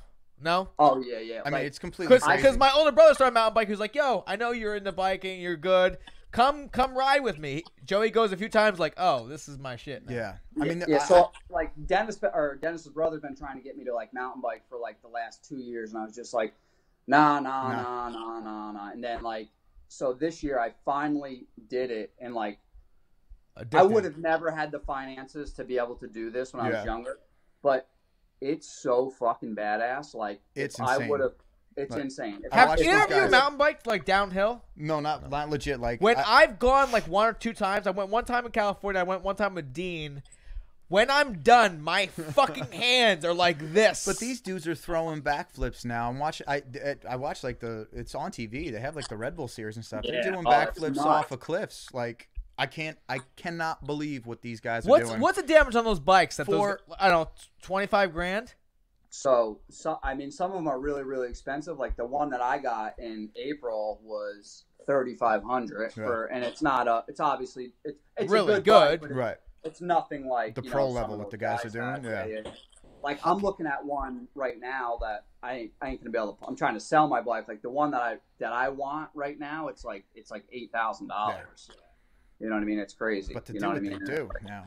Yeah, and you said that's not even a top of the right. I mean, it's a great bike, right? But it's like anything, right? There's just so many different levels to everything, and yeah, they're crazy. But I'm having, you know what, like, so BMX was my like drug, right? And so since I stopped BMXing and like I'm a workaholic to keep my son, you know, and his goals right now going, like I had that 3-year void of just nothing, right? All I did was work. And then it's like thinking money will make you happy. Yeah. And it's just, you know, it's just work stress, and it's just all you think. You go home, you think about work, and then I got this mountain bike, and I started doing this, and I was just doing it one night a week, Wednesday nights, and it's like it fucking broke up that stress. Where like I was like a little like a kid again. Like I couldn't wait to go ride my BMX bike. Well, now it's like fuck, I couldn't wait till Wednesday nights. Like me and my buddy Dean are going to do these because we do these group rides with this older group that've been doing it for 25 years. And it's a fucking blast. It's like awesome. 15, 20 guys, and it's like, they're awesome. And like when I first started in the spring, I wasn't really good. Like they took you under their wing, these old timers, and they're like teaching you shit. And it's just like, it reminded me of like, there's this soul guy that does these rides. He's Jerry. He's been, you know, doing it for 100 years. And he kind of took me under his wing, kind of like Lou did when I raced BMX. It reminded me of him. Like he was like, he just little things. He would teach me and help me. Like that's what those guys are. What's the trail up from the north-south lake that brings you back down to Palinville? I went with like Ryan Clark and Dean, and I had a $300 mongoose from Walmart. So you guys have like a mecca over there though, right? So you guys are it's a huge kind of population, you guys BMXing and not mountain a biking? mecca, I would say. Really? Like not too many people from Saugerties are like, yeah, I'm going mountain biking this weekend. A lot of dudes from upstate. It's like New York, people come from all over. Yeah, where are they? So where are you guys like getting like? Is it Vegas? Are a lot of guys coming from Vegas? No. BMX wise. Yeah. So I think it's like with Florida's really, really big with BMX. Okay. You ride all year round. Right. Yeah. So like when I was racing, like really seriously racing pro and doing, you know, the whole series, you know, in the winter times I'd either go to Florida. Most of the time I went to Florida. A few times I went out to California with my buddy that was training me at the time. He actually won a elite pro title. He was from Australia, my buddy Kalen Young. He trained me the year that I won my title. So I went out to California a little bit, but Florida's, you can't beat Florida, man, and especially in the wintertime. Yeah. There's literally so many tracks. It's like just pick. Yeah. So now I want to transition a little bit. So like before you had your bad crash, you had a son. Yeah. You had already gotten him into BMX cycling. Yeah. Was he already into dirt bikes by the time you had your crash?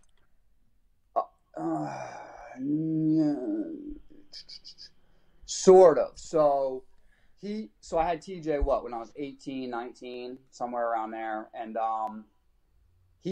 so I was still a complete fuck up. Like for the first 3 years of TJ's life, like I was a dad, but reality is I really wasn't a fucking dad. Right. I was too worried about hanging out with everybody and doing all that bullshit. But like I said, when I got to like 21 is when I really started taking it serious. I got TJ was riding. I had him riding a bike with no training wheels before he was 3. He was racing at 3 years old. So, and then he was racing nationals with me, because he's a 3-time national. Yeah, he was a 3-time national champ too, and he did dirt bikes on and off. And then like he just came to me so he raced BMX till he was like 10, 11, about 12, and then he just came to me one day and he was like, Dad, I don't want to do this no more. And I'm like, fuck. Like we were on the same factory teams, like we were on the same team together. So which is cool, man. That's really cool. Like, fuck, I'm traveling the country with my son. Like we're racing on somebody else's dime. Like it was just. I'll never be able to explain how bad it was. You were like fucking Dale Earnhardt and fucking Dale Earnhardt Jr. Yeah, it was fucking shake and bake. And like he was really good, and it was just so badass. Nothing will ever like beat the years that I had just racing. With it's only downhill from here for you now. I know, dude. And then he comes to me and he's like, and he was really, really good at it, and he's like, Dad, I don't think I like. And so his voice was crackling. Like he was afraid to do it, and he was going through puberty. Yeah, he's like, Dad, I don't think I want to like race no more. And I was so like not like a bitch. I was so brokenhearted, bro. I was like it was just like, but what was I gonna do? I'm like, I was just bummed because he was really, really good, right? And I do think, I mean, we never know, right? But I really think he had a shot at going someplace. Maybe not, whatever. Right. But I just like but then it's like, what do you do? I'm not going to force my kid to go to the races with me for my own, just to be selfish, right? Might hate it. After a while, he ain't going to want to hate. And I can understand it got boring. Like, so he was winning a lot. Like, he won a lot. And then it was like, BMX, it's kind of like you race, because you go through all these qualifiers. So if you win your first race, you kind of sit around all day till the final. So I get where it's like it's boring and all that stuff. And motocross, it's just like race. You're just racing. So, Dad, I don't want to fucking do BMX anymore. I want to race motorcycles. I want to race dirt bikes. That's not that bad. That's pretty cool, right? Like transition, like okay. Yeah, but you had already had your fucking bad accident on a bicycle. Your son wants to go 6 times faster than that and do. And how much higher? Like how? Hit bigger ramps with the same protection, and you're like, where is there more money, in motocross or BMX? So if you make it, there's more money in motocross. Yeah. If you make it, right? But also like motocross, there's a lot more opportunities to make money. Like for example, he rides or his gear sponsors Fly Racing. I raced for Fly my whole entire BMX career. He raced for Fly when he raced BMX, and then he's still racing for Fly. Like, so they have that's pretty dope. Yes, it's really like they're like family. They're just such an awesome group. So they have like a contingency. Like he just got his contract for 2020. So there's so many different ways for him to make money with them, right? Like they give you so many opportunities. If you win an LCQ, well, if you make the night show, you get a certain amount of money. If you win an LCQ, you get a certain amount of money. If you get, with an LC2, LCQ, so an LC, yeah. So for example, like at the Supercross races, they only take 20. Well, back up a little bit because the people that are watching this probably don't know shit about motocross. Yeah. Your son had to do like the amateur leagues, if you will, of like riding like not in arenas. He was riding like in the woods. We went through like the amateur ranks with that, and how long did that take? So he started late in motocross like I did in BMX. Most kids that have been racing motocross been racing since they're 5 years old, all the way through. We didn't start racing until he was He didn't go to his first training facility until he was a teenager, I right? believe 15. Yeah. Yeah, it's late. Yeah. So again, a really, really late start. And when he was doing it, he was doing it kind of inconsistently before, racing locally. And, Right. His uncle would take him here, take him there, because that was kind of their thing. It was Crystal.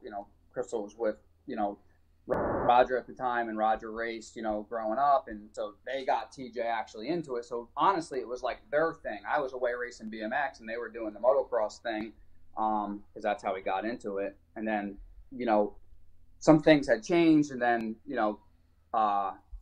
I kind of had to put the racing on the back burner, and it was, either help TJ with his career and put mine to the side. Well, not that mine was a career, because, it's not like I was making a living off of BMX, but put my, dreams to the side. So I was like, I lived my dreams. You know what I mean? I was a fuck up kid from Mount Marion Park that got to ride a little kid's bike on somebody else, on somebody else's dime, travel the country, go to Puerto Rico, go here, go there, met some of the most fucking raddest people ever, and got some pretty badass memories out of all of it. Throw that to the side, and now help this kid do his thing. Right. So that's what I did, and it's just being a dad, Because he's what is he? He's like 21 now, no? Nah, he's 20. Okay, yeah. But at so obviously he's done with high school. He has his GED. At what age are you like, what? No school. You're gonna be homeschooled. You're gonna ride full time. So 15. So when I took him to that the training facility for the first time, I took him down to Georgia. So it was an opportunity that had came to us kind of out of the blue to go there with a friend of TJ's who raced nationally, and he went to that facility every winter. Well, his parents work a shit ton, and the person that was staying with him down there, it just didn't work out. Whatever happened with that. So TJ and him were really good friends. So the parents actually came to me and were like, "Hey, listen, we need somebody to watch, our son down there. We know, what if we bring TJ down there so he can take care of this opportunity, and you kind of be the guardian for, our son, et cetera, et cetera." So that's actually how we went down there the first year. But so you were just down there being a goddamn chaperone for pretty much. So literally went down there with. It's crazy that they trusted you. Yeah. Well, yeah, no, right? So it was like kind of, and it was like, but the situation was, I had to take him out of school. He's gonna have to be homeschooled. Like, there's just so much of it, right? And right. So I know what it takes to with anything in life. So with racing, with fighting, like you guys did, and all, with anything in life. If you want to really make it, you're all in or you're not. Yeah. And I got a lot of shit from a lot of people, you're taking your kid out of school and all that stuff. But you're all in or you're just not. You're not going to make it in anything in life. If you're not all in, you're not going to make it. I think that's what you were talking about earlier when you're like, what's the difference between really loving something and being passionate about it, or trying to push yourself to that professional level? You can't do anything else. It's sacrificing things. You can't do anything else. It's got to be your life, your goal. These kids, these guys are so good. Exactly. So I sat my TJ, because I've never lied. TJ knows everything about my life. Everything. I was an open book. Some may say, I don't give a fuck what anybody says. If my son asks me a question, I'm not going to lie. He knows that I was a hustler in the streets. He knows that I've made illegal money. He knows everything. I'll never hide anything from my son. I sat his ass down and I said, listen, I'm not going to pay the fucking mortgage for 3 months. I ain't paying my truck payment for 3 months. I ain't paying shit for 3 months. We're going to go down here. You're going to take advantage of this or you're not. And I didn't pay a fucking bill for 3 months because I'm a worker. I've been a hustler my whole life, and I'm a worker. I'm going to go home. I'm going to lace my work boots up. I'll get myself out of the hole, right? Mm-hmm. And we went down there, and the kid just worked his ass off. And to be honest with you, most of the time we were down there, because I couldn't afford to give him really good dirt bikes. So we were blowing dirt bike. We had used shit, and it was as a dad, I just was so brokenhearted for the kid because he's working his ass off in the gym. He's doing everything that I asked him to do, but his fucking dirt bikes are piles of shit. They're breaking, they're this, they're that. But he did get a lot better. But with anything, and I could be wrong about this, but I believe everything's a 3-year process. Yeah. Right? Like the first year is just getting your feet wet. The second year is like, let's push the limits, right? And then the third year, it's like starting a new business, you can't make money until the third year, they say. Yeah, exactly. Like, let's hit some goals, the third year. And he had the breakthrough year, like his third year there. Now, I was financially bet. Every year I figured out, because motocross is so expensive, and it's 100% on me. What's the damage on, I don't know, funding a solid, give me the levels. 3 months of work? No, so you were putting yourself in debt. Right? Well, no, he was just saying just to get the kid started. Yeah. Let's go 3 months in debt. So no, but at that level, how much to run a fucking motorcycle for a year? So and training and shit. A bike is $8,000.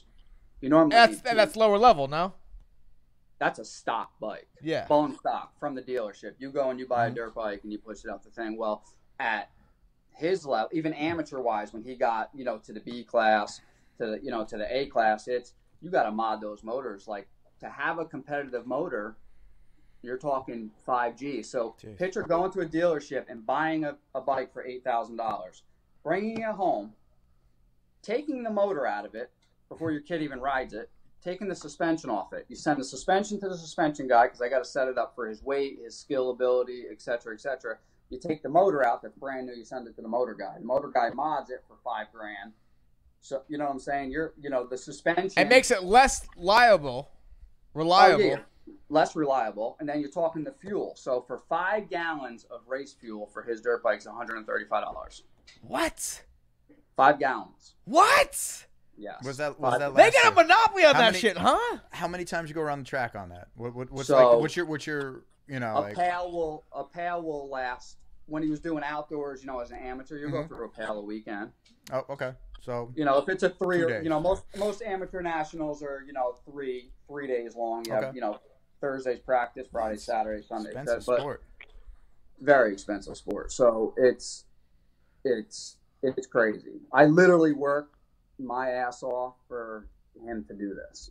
All my bills are paid. I haven't, since that one winter, I've never been late on a bill since. As I said, I'll go all in. I really, hang on, Stan, I really hope we can clip this up and someone sees this and is like, oh, I got this. Well, he's sponsored now too, right? Is he riding for a Yeah, team, or but is it a that's just gear like team? in parts, kind of. He's still, he's 20 years old. He's got probably a couple bills. Yeah. 20 though, like the finance part is 100% on me still. Okay. So I got to buy the bike. We have a really good suspension guy that we met down in Georgia that he took a liking to TJ, seeing how hard he works. So he's been helping TJ ever since. Because Joey's hit me up on multiple occasions, seeing me at, in the UFC and like seeing my work ethic and like what he's like, hey man, my son's got to lose weight or his back's fucked up or this or like what. I mean, he comes at like not that I have the answers, but like there's nothing to lose. Like you got to ask people, like, you get fucked up every day, right? Training, right? Like, it's like I don't give a fuck how, like, you guys are doing your thing. Like, it's like it's a hands-on thing. Like, I'm sure every day you have So real quick before you go a little bit further, as a father watching your son race, I'm probably sure you might as well be watching him like about to get in a fist fight. So I've always taught TJ this because it's just the right thing to do, right? Like BMX, like all racing can get, it's a contact sport. I've done it. Out of the gate, you're fucking elbowing and fucking road rash. I've taken people out clearly on purpose, put them over a corner or whatever. And I told you, even with BMX, if it comes to that, it don't matter what the situation is. If you take somebody out, you wait for them at the finish line. If you're man enough to take them out on the track, you have to be man enough to face them at the finish. There's no reason to drag it all on, right? Like, if there's a situation and you handle it on the track and you blatantly take them out, you have to face the person. And TJ's he's aggressive, but he's not really dirty. He hasn't had a couple situations, and I've watched them, and he's sit at the finish line, and they whatever they do. I never got involved. I ain't getting involved. You're gonna take care of yourself. if a parent got involved, then obviously, right? Mollywop, motherfucker. If he's playing 16, 17-year-old kids, they can take care of themselves, right? Like, I mean, nowadays, what are they doing anyway? Fuck you, and that's it. Yeah. So, yeah, he's kind of always been like that. But TJ's really, really well liked. He's a real humble kid, and he gets along with, everybody loves the kid, you know what I mean? So I'm sure he's gotten some things at the races that I wasn't at, that he don't even talk about stuff. Whatever happens at the race, happens at the race. You just got to leave it there. It's like in the ring, you just leave it in the ring, right? Whatever happens. Right. It's over. Yeah, it's over. It's done. You ain't gonna change anything. What are we gonna do? We just fought. Like, hey, like in a race, what are we gonna do? What are you gonna beat me? We just raced. I just, what I mean, like, you won, I lost. All right, we'll race again next time. And outdoors, there's 42 of them in the gate. You know what I mean? Like 42 make them. So it's like it's at a professional level, it's a lot different. So where I was going with this is, like, I've got a cousin nowhere near the level that your son is. This dude's broken his collarbone, broken his femur. He's broken a lot of shit. And I'm talking to you, like, TJ's gotten fucked up a few times. Like, you're sitting there watching it, like, what's going through? Is, like, my son's dead? Or get up, you're good, walk it off. Or, again. Like, how do you deal with that? That's something. It's tough. And you know what the toughest part is? So since he's turned pro, I don't get to go to his races. Like, I got to work all the time, right? Yeah. So I rarely get to go to his races. So that's what's heart-wrenching. It's like, you never know, right? Like, you just don't know. And this year was a prime example. He was in Michigan at a national, and I was working, and I'm watching the times in practice on my phone, right? So I see his times, and he was riding really, really good there. I'm like, oh, all right, cool. It gets a red flag comes up in the corner. That means they red flagged the practice. Somebody got hurt bad. The EMTs have to go out there. So right away you're like, I wasn't thinking anything, so it restarted, right? So I see all the times going, and it showed TJ's time go, right? But the lap didn't change. I'm like, oh, that was kind of weird. So everybody's going through, cycling through. His name's not moving. So then it's like, what the fuck? So I get a Facebook message from a guy that I know. I race BMX with his nephew. He was at the race, and it was, Joey, TJ just crashed in front of me really bad, and it's not good at all. Oh, man. And he knew I wasn't at that race because he had messaged me the night before saying, hey, you going to be there? I'll come see you. I said, no, TJ's there. I'm home working. So I get that message. Who am I going to get a hold of? Yeah. Right. He's in Michigan. So luckily his mother went out to watch him, but I'm texting her. She can't find TJ. She had no clue, like, because the track's so big. Like, nobody knew nothing. This one, I didn't hear what happened to him for an hour before he was already being rushed to the hospital. Collarbone was pretty much through his skin. Jesus. It was just, they had to rush him in for emergency surgery and all this stuff. And it's like, fuck, man. It's just like shit like that. What really, really sucks about not being able to go to the races, because you just don't know. And that was like, that was a really, really bad crash. And then, like, seeing what his bike looked like, and just it could have been really, really bad. Now, is that the worst of his injuries? What's he broken?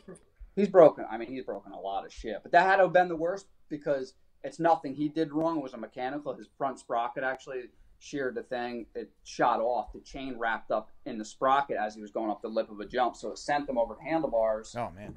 Yeah, he was just... Yeah, it was catapult. Just game over. Yeah, he just catapulted 30 feet.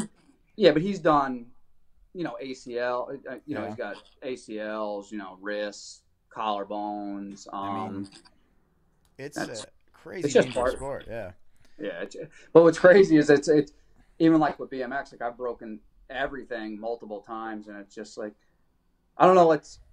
Maybe it's because I'm older, but like nowadays, it's like, oh, you broke your wrist. All right, we'll be back in 4 weeks. Right. What I mean? That's fine. I'll tape that up. Fine. Like, you guys are out for like 3 months. Yeah. His doctor. UFC guys are like, well, maybe 6 months. I'll be back. Well, we're actually hitting with it. Yeah. Like this, I just gotta just hang on. Get tossed. Ragdoll. I mean, if you fall, you're fucked. Yeah. Well, the big thing with us is just like the concussions, Mm-hmm. right? Because you kind of get tossed and you whack your head, and so I'm okay with the other shit, right? It's part of it. Like you break your wrist, you break your collarbone, you break your ankle.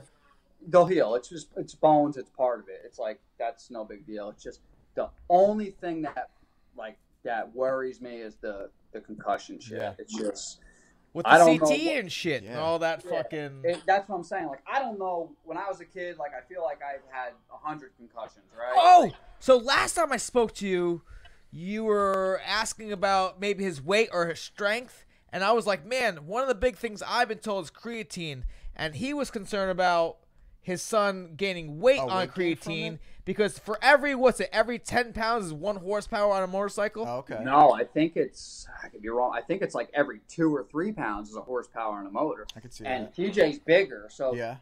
so he races a 250 class, and like I can only afford to give him a certain motor package, right? Right.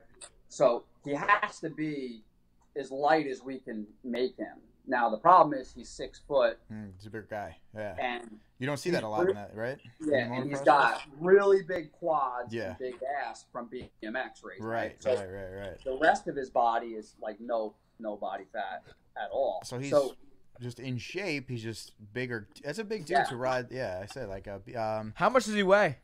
So he never felt like as he's gotten older. So he says if he would get below 175, he just wouldn't feel his strong. body. He wouldn't feel strong, Yeah. right? He would just feel weak and fatigued and all that stuff. And it is So- physical, so he has to Yes. be in real good shape to be moving that thing and everything. So it's like a double-edged sword. Because what do those bikes weigh? 400 pounds? No, I don't think they're that much. 200? You got to think you're doing outdoors. You're doing 30 minutes plus 2 laps. Right. So you're basically doing 35 minutes in the blistering heat. The track is gnarly as fuck. You know what I mean? And then Supercross, it's 20. It's whatever it is, 15 laps plus 2. But the problem with Supercross, it's still gnarly and gets rough. But the intensity level is through the roof because it's a Right. shorter race and it's just you got to take into consideration. There's arm pump, there's this, there's that, and Right. I mean, the amount of lactic acid that builds up in your forearms Sure. and then your He you actually have to have a death grip on that fucking thing. I mean, it's called riding on the edge, where you just pretty much have the throttle fucking open the whole race. But the problem is if you're holding on to that like dear life, you're getting arm pump. You get arm pump, done. You're done. Your arms are filled with concrete, and it's game over. So he actually just recently. So he went back down to Florida for boot camp and everything for 2020 season, like the beginning of October. So he went down. He healed up from everything. He went down.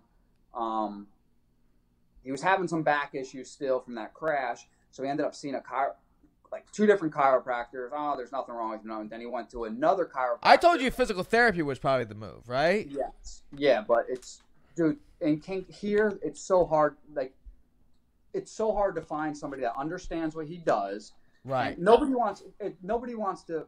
They're just jerk offs, right? Yeah. Like they're just jerk offs around here. So then he goes to a chiropractor that we met mountain biking. The guy sees him. He had 3 ribs out of place still from that crash, 2 bones in his wrist that were out of place. Like, this kid's been walking around since July like this. Puts them back together, popping, doing all this stuff. He feels like $1 million. So he went down there and, started training and all that stuff. And he actually, I think for 3, maybe a month, he went vegan. So he was trying stuff because we needed to lose weight. Mm-hmm. Yeah. It was like I wanted him to try to get to 170 pounds. He was like, I don't know, Dad. I'm like, dude, it's like, you got it. Somehow we got to try to lose some weight in these fucking legs that you got. Yeah. And, If there's one thing I could put on that is like after it would probably be fasted cardio, no, Rob? Sure. A lot of cardio. Like where keeping his heart rate between 120, 130, where he's just moving for, I don't know, anywhere from 40 minutes to an hour, and that if he's running, that will trim down his legs, no? Sure, yeah. What is he? So, which is cool now these days. And like, I was always into the skateboard culture, BMX, snowboard culture. None of these guys trained like they didn't have a strength conditioning coach. They didn't do all this stuff. Now you have to. There's like no way around it. Oh yeah, you have to. You have to. All these guys are so good. They're taking to the next level. They're training like all other professional athletes. What? Because I'm sure he's in the gym. What is this guy? What are these guys doing in the gym for BMX? Are they doing high reps? Are they doing power? Are they doing cardio a lot? What do they have him doing? He's back with his trainer that he had 2 years ago that we had so much success with. You know, obviously he cycles a shit ton. Yep. He runs a shit ton. Yeah. Mountain bikes a shit ton. But he rides, like, at the training facility, he rides the actual dirt bike. Got it. Shit too. You know what I mean? So it's obviously different days, it's different things. I don't really know his exact program because the trainer that we're back with, I have so much faith in that program. Just let him do it. Yeah. I don't even question it. And so what's crazy is TJ was struggling with some arm pump that he never had, and, you know, cramping and all this stuff. And he's like, Dad, I don't know. He tried this vegan thing. It's all gone. Felt good, huh? Yeah. That's pretty cool. Yeah, if it works, that sounds great. I mean, if it's good and he's just maintaining weight, but you said you wanted to get him down a little bit, correct? Down a little bit in weight. Yeah, I would say the less of the actual high rep weight training is a little detrimental for those guys because it builds up a decent amount of muscle size, but you're looking for endurance and you're looking to lose weight, which is kind of crazy. You think about it, you know, you don't think about these guys having to make weight, you know, like wrestlers and this mixed martial art guys and all that. They always need to make weight and maintain weight. But I guess, yeah, you have to be on a certain weight class to ride your 150cc class or 250 class. I could see that. So, similar to like a jockey who rides horses. Yes, you need to maintain. Exactly what you just said, like about a jockey. Because these guys, like, these guys are 130, some of them are between 130 and 160 pounds on 60 horsepower motorcycles. And it's like they ride them like it's unbelievable. Like it's just crazy. Like how are you so little but you're so strong? You can whip that bike around like that. Yeah, it's absolutely crazy. And like TJ said, like he's trying this vegan thing. He feels really, really good. I mean, I listened to Joe Rogan and it kind of got debunked, and I kind of was giving it to him. You know what I mean? So. I mean, it's all based on what works for them. You know, you could do vegan, you could eat meat, you can everybody's do keto. body is different too. It's really hard to say what diet's good, what diet's not. If it's working for him and he's doing good and he's making progress, keep it, do it. I know when I was making weight for a fight, I would eat less meat. Yeah. Well, he says who knows how long I'll be on, but he says as of right now, I have never felt this clean and like this free and this like it just feels like $1 million. You know what I mean? And the arm pump's a huge thing. Like you get arm pump, it's game over. So if you're not getting arm pump at all because you're on whatever this vegan thing is, you know what I mean? I don't know much about it, but just from some podcasts that I have listened to.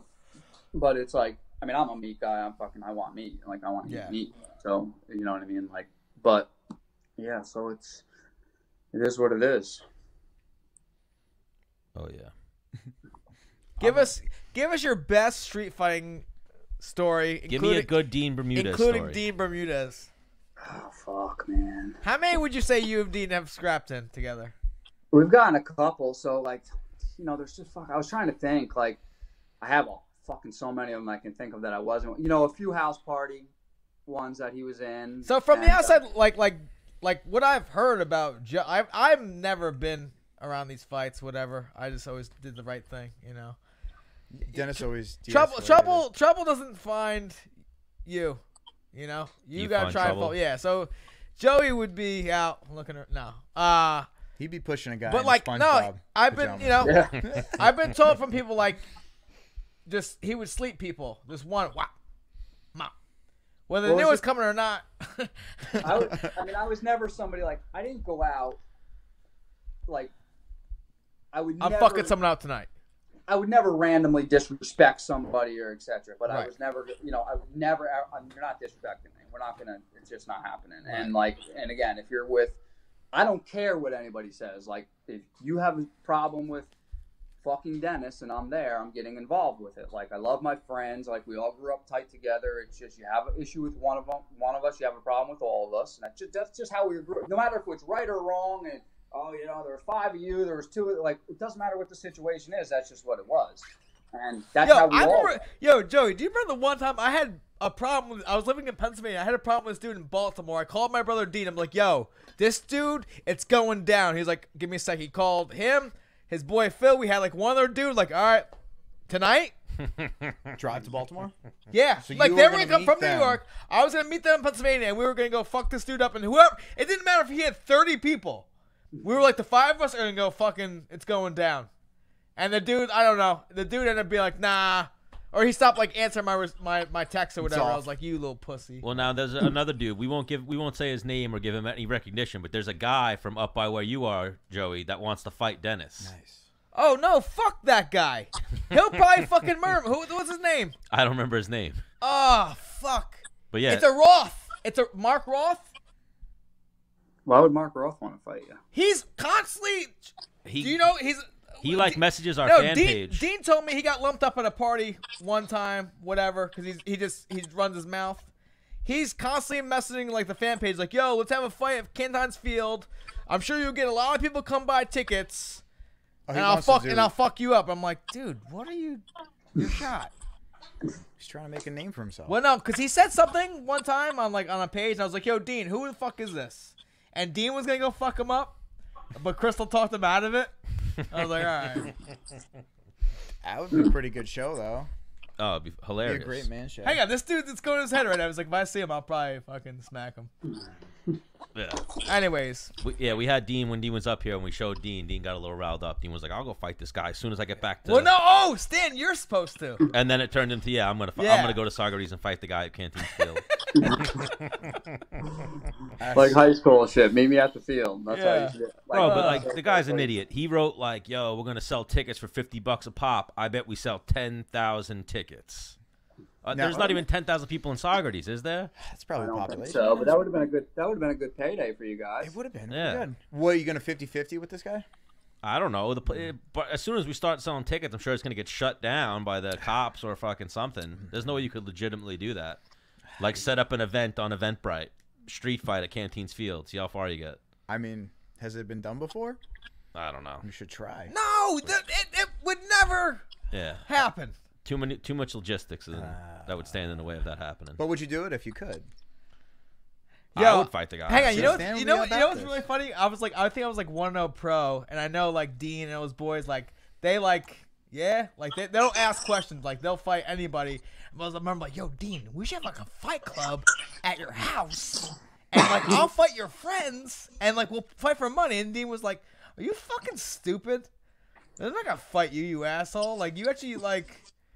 You're a pro fighter. I was like, what? You guys actually think I'm a pro fighter? Yeah, Even what are you though- talking about? I won one fight on the Shine Well, program? no, because the thing is, I'm the younger guy. I'm like the Right. little, you know. What was that? I didn't know I had the respect for these guys. Now they're like, oh, he's pro. Yeah. I know one guy who's gonna kick Dennis's ass. Dean Bermudez. Didn't or did? Or can? Thinks he can. Oh, thinks he sucks. He can. thinks if it's on the feet, he's got a chance. He's got a striker's chance. I like it. Does Dean train? No. No, not at all. Just still thinks Yeah, he can He get trains, you. he trains on Wednesday nights when we go mountain biking. There you go. Did he got? It's That's tomorrow night. perfect. You guys are going tomorrow night, right? Nah, I think it's over with. So we did that. That's- We did last Wednesday night was like, so those old timers they go all winter long. That he Oh, said. man. How did Through they the do that? snow. They got the fat tires. Yeah, so they got fat tire bikes that and I guess they have snowmobiles that they like pack the trails down with. Okay. So they just Wow. they do that. That's pretty so, I mean, cool. I love it. I've been having a good time with it, but I don't love it that much. So Right. I'm not gonna go out there. But so I think last Wednesday we did our ride, and then afterwards they have every year I guess they do a big Thanksgiving dinner thing. So yes, we did that, and that's it. Oh, you went to it? Yeah, so we rode last. Did you Wednesday. Irish goodbye it? What's that? Did you Irish goodbye it? Yes. He's the king. Just see King. ya. Of the Irish Goodbye. He'll come over. He'll pregame with you. Go out with him, and then you'll be like, Where'd he go? it'll be like 1:30. Like, where the fuck Joey go? I like that. Just I gone. gotta go home. I got things to do.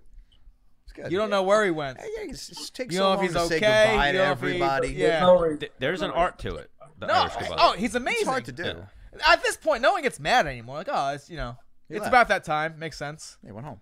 Yeah. Where's Joe? It's 11 o'clock past my bedtime. I gotta go back. See you.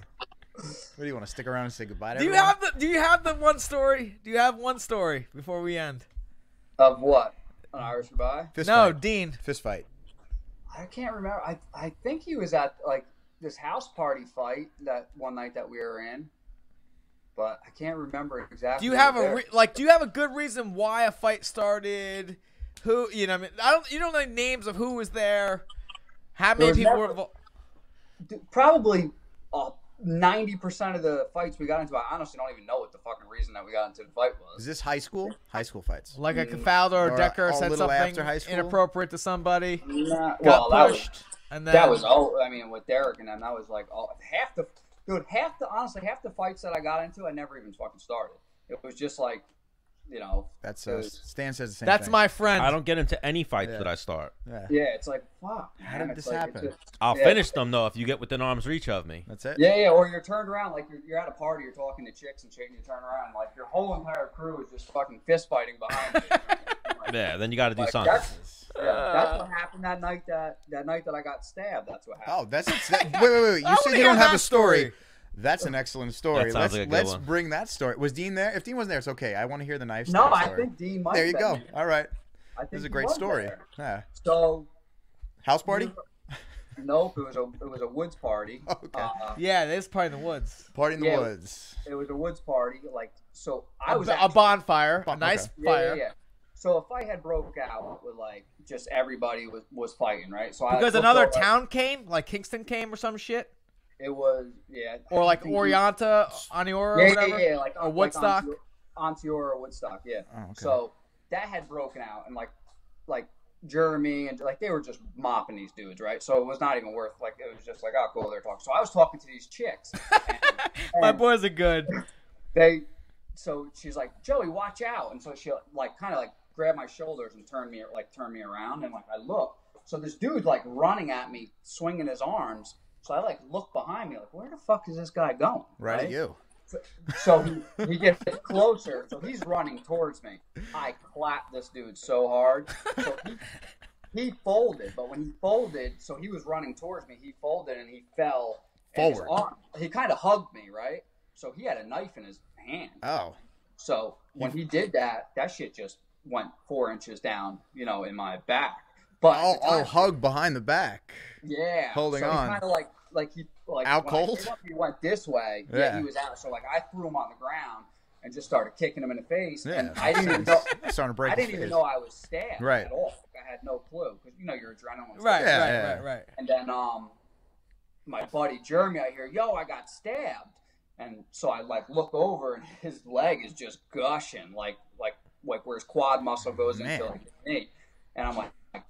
Yeah, dude, you got fucking You stabbed. gotta go to the hospital. Yeah. So then the fight really broke out. Like shit just got crazy. All these guys got You guys are knives. trying to kill us. Yeah, like their windows were getting busted out. It was so I went and tried to get the one dude out. I grabbed the door handle, and I remember pulling the door handle and just getting squirted in the face. Like what the fuck? And I wiped my face, and it's just nothing but blood. I'm Like, where's this from? What's this from? And then I feel like my back's all warm. Mm. And then one of my buddies was like, yo, your fucking back is covered in blood. And he pulled my shirt away and, I got stabbed. Nice. So, yeah, Okay. that was a fucking cool night. What town was that? Those guys roll with knives, huh? Bunch Yeah, of dudes with I knives in that guess. town. Jesus Christ. Good old bonfires. Well, and what stuff. it probably, I mean, up in Aniora, they're like more in the mountains. They're probably they They have have like knives on 'em all the time. No, like they have like pocket knives probably. Got it. See? Stan's keep them arm's length away. They can't stab you if Yeah. you keep them arm's length away, right, Stan? Bro, that shit happens here too. I've had many knife fights where people got stabbed and shit. I've never been You stabbed. have not had a knife fight, though. You haven't. I've been Oh. involved in them. Yeah. I didn't get Oh, stabbed. you brought the knife out, too. I've punched a kid who had a knife Got and it. was like coming. Yeah, I've been in those. Where things. on that corner where Cusimano was at? Yeah, there have been knives on that, and then there have been knives at like we used to have fights on Halloween. Is this knife fights on Halloween? Is this a used to have- Lindenhurst knife fights?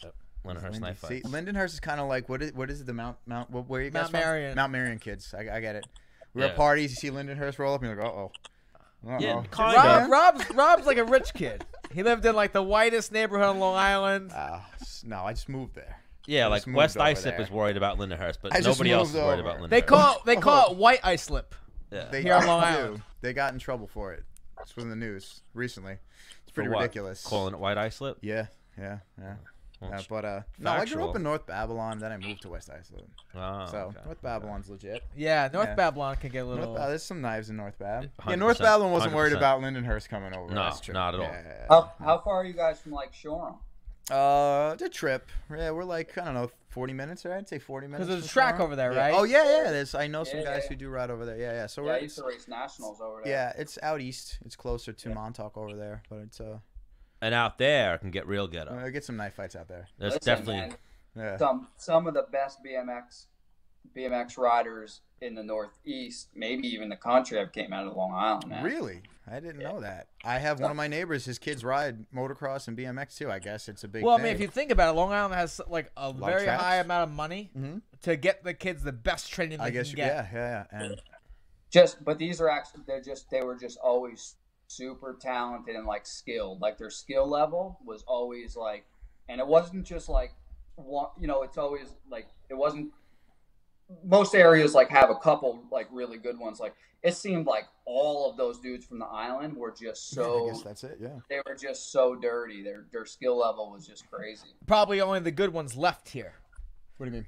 Like if you couldn't compete here, like why would you go anywhere else? Gotcha. A lot of them are still never even left there. They're just still, Yeah. Yeah, like that, and they a lot of them that did make it that were like badass were like before my time that actually like made, but yeah, man, so much talent has came off that island. Makes sense. Yeah. Well, because we've never tackled BMX or motocross or Yeah, I whatever. was feeling crazy. We didn't have a guest tonight, really. So I was just like, man, I've wanted to like talk to TJ. I wanted to talk to you about TJ and just like, I don't know. He's like a professional athlete. He is a professional athlete. And just, he trains like a professional athlete. He lifts in the morning. He works. He does cardio. He diets. All these extreme dudes do it And now. I just All don't think, extreme sports guys, like you can what call speeds are they hitting in an arena? 45? 60? You'd have to ask TJ. I don't really know the exact speeds that they're hitting there. What heights are they hitting on these ramps? Oh, dude, stupid. 40 feet? It's they're jumping like 75-foot long triples. Yeah. That's Yeah, well, even like I was saying before Menace rudely interrupted, is we Yeah, can keep fuck this you. conversation going all night because this is uncharted territory for us. So let's definitely do this again. Let's try to get your son on sometime. We could definitely do a 3-way, figure that out. Yeah. But yeah, we're interested in hearing about it. Yeah, I'm I sure got- I our gotta fans are as well. Yeah, I gotta go home and go to sleep. I gotta work in the morning. Yeah, you gotta ring TJ up. He's actually been texting me. He was all when I texted him, he was all excited. I was like, oh. Yeah, we'll get him on. Oh, next so week what? or whatever. Were we supposed to call him the whole time? I don't know. Dennis texted me that. Well, I wanted to do a 3-way, but he said he was in like a faulty. Oh, he's the one We you would have spoke- had to yeah, call yeah. him, Yeah. so we Yeah, couldn't you have we couldn't FaceTime him and call his son at the same time. You haven't figured that out We yet. would have had to do No, a we- 3-way Skype. We could have Oh. possibly. I thought you guys But- would be up to that level. Nah, I can figure that out. Yeah. Or fuck it, we'll try it next week. I don't give a shit. Yeah, we'll go for next week because then we'll keep TJ on the phone for an hour, just like we kept Joey on the phone for an hour. But just give me. we appreciate the time, great stories, and the insight into BMX. Yeah, no problem. And we'll have to do this again. Maybe we can get an in studio, or we'll bring our setup up to Socrates, and we'll have you and Dean on, Yeah, that'll be good. Dean's actually got. and we'll get Dean and Dennis to fight and settle Yeah. this. Once I mean- and for all. He don't want to Dean's smoke. got a pretty good badass man cave now too. You should do. Oh no, Stan's been there. No, I haven't been there yet. Yes, you did. Above his fucking house. I didn't go to Dean's man cave yet. Above his garage. I didn't go there. It's more of a Didn't you bat go to his cave. house? No. Remember when we went up there, he was away, and then they came back. Oh, that fucking asshole. Yeah, me and Stan went up there for a weekend. We brought the boys, and fucking Dean went to Albany like a loser. Yeah, he's a loser. Yeah. Had we found some hypothetical talent, we might have broke into Dean's house, but we didn't get there. Ah, fuck. Next time. It would have been worth it. He's got a good pool table. You could have, And I would have been like, "This is my pool table. This is my place. Yeah. Why'd you break in? I couldn't find the keys. Yeah. Couldn't find the keys." Shake and bake. All right, Joey, we'll catch you later, brother. All right, brother. I'll talk to you. Peace, Take dude. it easy. Later. So Menace and The Man switching it up. Yeah. Getting a little BMX. I like the extreme little- sport stuff. yeah. man. I'm into that. It's kind Yeah. of cool to see the inside and how Because the he's guys hitting me train. up, even though, like, I don't, Well, that's like one of those things me and Menace always talk about is getting into other avenues. Like we want to start just having girls on, talking to them. Obviously, extreme sports athletes. We want to get into some actors, comedians, and whatnot. Just like we have tonight, a strength coach, Rob Labiento. You're not just an MMA strength coach. You're a strength coach of soccer players. Yeah, I don't have any BMX guys I'd like to. You work with Jillian, right? Yeah, Jillian just won this weekend. Jillian DeCourse just won in Invicta. Lionheart, yeah. Are you still working with that soccer player? Which one? He's in like Florida now. Yeah, no? he's on. I'm trying to think of what team he's on though. Whatever the pro. I'm not a big soccer fan. No, he's in Florida. Okay. I think. So if you guys are looking to get in shape, Stan the Man might jump in one day. We always joke and say I might show up, but yeah, it's never gonna happen. Yeah, he's like, one time you came on, now I feel better. It's probably been like a year. No, not a year. It's been like probably 6 months. Yeah, he came in this studio, so we've been here since May. Who, me? Yeah. Yeah. Oh, yeah. Remember one day I like showed up at the gym and Rob thought I was there to work out? Yeah. Because it was like a couple days after he came on the show. Yeah, you were like, you're here, and I was there to like meet Dennis for something. I was like, nope, sorry, bro. Just awesome. here to hang out. But one day. So Rob, let people know how they can find you. Yeah, you guys can find us the gym on LongIslandStrengthAndPerformance.com. We're doing some nice Black Friday deals. So come on in. Any sport you want though, besides just athletics, we do some general training. Just like fucking body hurts. Yeah, your back hurts. Get in here. Start working out with us. We'll fix it. Yeah, some of the local talent stops down like Dennis. It's really good. We have a good gym. It's opened up. Everyone's welcome. LI Strength on Instagram. You guys can check us out and make some appearances on the Man Show here. Woo! Yeah. So Dennis Bermudez Day, December 13th. Yep. Word on the street is Rich Schaffer's going to be making an appearance. Well, no, Rob hit me up. He's like, yo, some kids in the gym were talking about Dennis Bermudez Day. I heard it. Were they really? Yeah. I didn't bring it up. People, not kids. Adults. Full-grown adults were talking about International Dennis Bermudez Day. They were younger than us. No, I don't think so. I don't think so. They knew. In my head, if someone's younger, then you can call them a kid, right? Yes, sure. 100%. Why? Who was talking about it, Rob? No, we don't need to talk out names. Why not? I wasn't gonna name drop the one dude. You were like, Mark Roth, I'm coming for you. Well, fuck him. I don't know. Actually, I don't really remember, but it was some people. There was a lot of vested interest in coming out to the. Well, Dennis Bermudez Day, December 13th. Rob will be there. Friday. Rob's the 13th. bringing the baby out. Yeah. It's gonna be Friday the 13th. Shit's gonna be crazy. We haven't finalized the list, but it's a definite thing. December 13th. Just keep a lookout for Dennis to post some things in the next day or two. And, yeah, once we finalize that list, it's a go. Yeah. So, anything else you want to say, Dennis? Well, see you later. Thanks for having me on, guys. Hanging out, drinking some G Fuel.